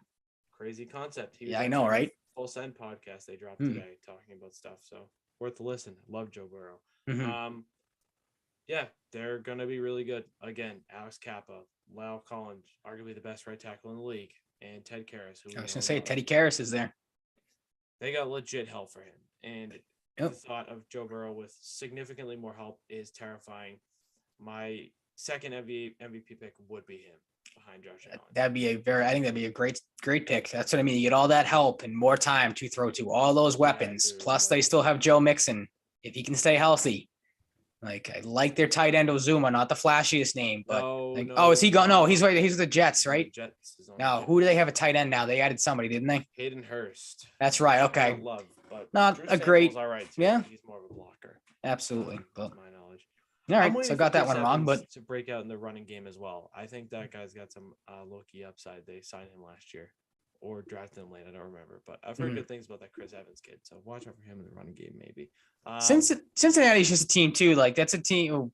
Well, we talked all about last year with the Patriots. If you get down, you're not going to be able to keep up with them. Like, Cincinnati's a team that can just blow you out of the building. Like, you're not going to be able to win a shootout with them. So, no, you will not be able to. I just discovered that they have a guy named Tariquius Tisdale. So that's cool. All right. It's a cool name. Hell of a name. Dax Hill. I love Dax Hill. Would have loved him on the Patriots. Let me tell you. Cam Taylor-Britt. I've heard good things about him.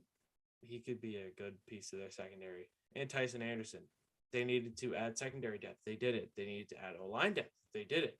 They, for some reason, brought back Eli Apple early in the offseason. They did Bad move. They kept Trey Flowers around after claiming him on waivers. I really like this Bengals team, and I think they will potentially smoke the Patriots by 20 points. So would not surprise me. But really wouldn't. Late in the season, maybe the Patriots keep it close. They dig deep and bear down. But I have the Patriots falling to 6-9. Nice. 4 straight losses. That's a big ouch right there. I at one point had 4 straight losing. I said I couldn't bring myself to do it. I wanted to. Like, I'm very down on this team this year, but I just, for some reason, maybe that'll change as training camp gets closer and we see more preseason action on what these teams actually are. But as of right now, I'm holding out a little bit of hope with how the schedule is set up. That's all we can do. Does your 4-week losing streak end though in week 17 versus Miami? Yes, all right. It does. I think they beat Miami once. Yep, I think you split with Miami, absolutely. And I have more faith.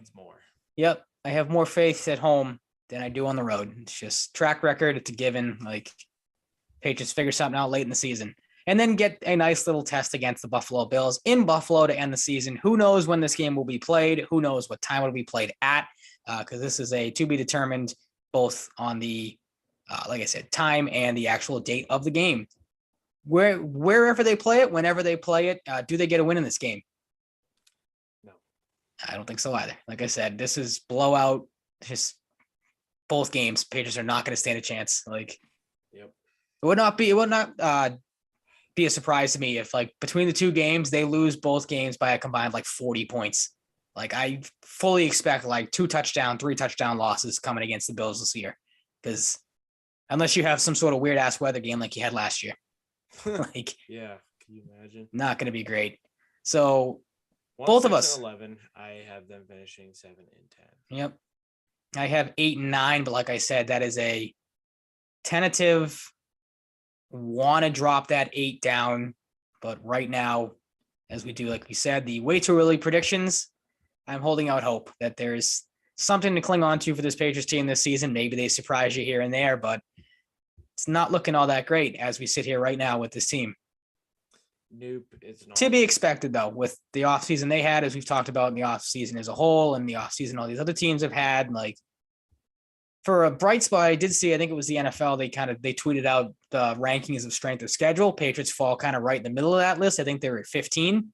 So maybe that gives you more hope that they can pull some of these games out. I don't know if maybe that gives you less hope for some people, but we'll see. We're kind of in wait and see mode with the Patriots right now. Battle of Alberta getting super battle-bound, battle-y. Milan Lucic going crazy maniac mode on Evander Kane. He wants it. It's 2 tough customers right there. This series is going to be the best. Brett Ritchie wants a piece of Leon Draisaitl. Holy Macalandy. I'm going to wake my parents up again. Oh, man. Lucic and Evander Kane. I would love to see him kick the shit. That'd be a hell of a fight. Kane. Oh, my God. What did you think of that whole thing with Evander Kane at the end of or towards the end of Game 7? I didn't see it. What did he do? Because he put up the 7 after he scored. Oh, did he? If he meant they're going to Game 7 because it was in Game 6, or he meant because he has 7 goals. Oh, maybe. They debunked the fact that he was. Whoa, Lucic is getting kicked out. He's like shooing someone off like this. Who is he talking to? Trevor Lewis goes up against McDavid. McDavid's battling. Lucic buries McDavid. Oh my Christ. God, this is awesome. Oh, I want to see. I like McDavid, I do, but I'd love to see Lucic just bury him all series. And credit to the Oilers, man. They got on Lucic quick. Did they? That's good. No, you have to if someone's not going after, but if someone's getting at the best player in hockey. Lucic is the man. Like, be the heartbeat of this series, Lucic. I'm not going to stop the big guy. Mm-hmm. God, I love him. He's the fucking man. But wow, that got interesting quick. But yeah, apparently Kane didn't mean like, oh, like we're going to Game 7, because it's they showed on the bench like McDavid was not happy with Evander Kane. Like he was. Oh no, I did see that. I saw the McDavid reaction. Separated on the bench, like McDavid I saw the McDavid reaction. I didn't know what it was. Kane was kind of alone on the bench. Yeah, what it was referring to. Okay. Yeah, that was interesting, but yeah, the energy level just got cranked up a little bit. Blake Coleman, if he wasn't careful enough, would have just buried Mikko Koskinen, which would have been crazy. But I gotta watch this hit again. Oh my God, what a great shoulder-to-shoulder hit. Yeah, Darnell Nurse is right in there. Even McDavid got up and grabbed Lucic a bit. Kane's in there. Ricky's in there. I think I saw Oliver Shillington maybe. Yeah, I mean. Speaking of energy, it's funny you said the energy shifting thing. One thing about the Celtics as we wrap it up here, I forgot to mention or ask you. I don't know if you saw it, but Bam Adebayo had an interesting comment last night after the game. They asked him about what happened between the first and second half, and he gave, I think the way he worded it was there was a shift in energy, or an energy shift, very similar to the Jaylen Brown tweet that you like to reference. And NBC Sports Boston kind of tweeted out the video of Bam Adebayo with you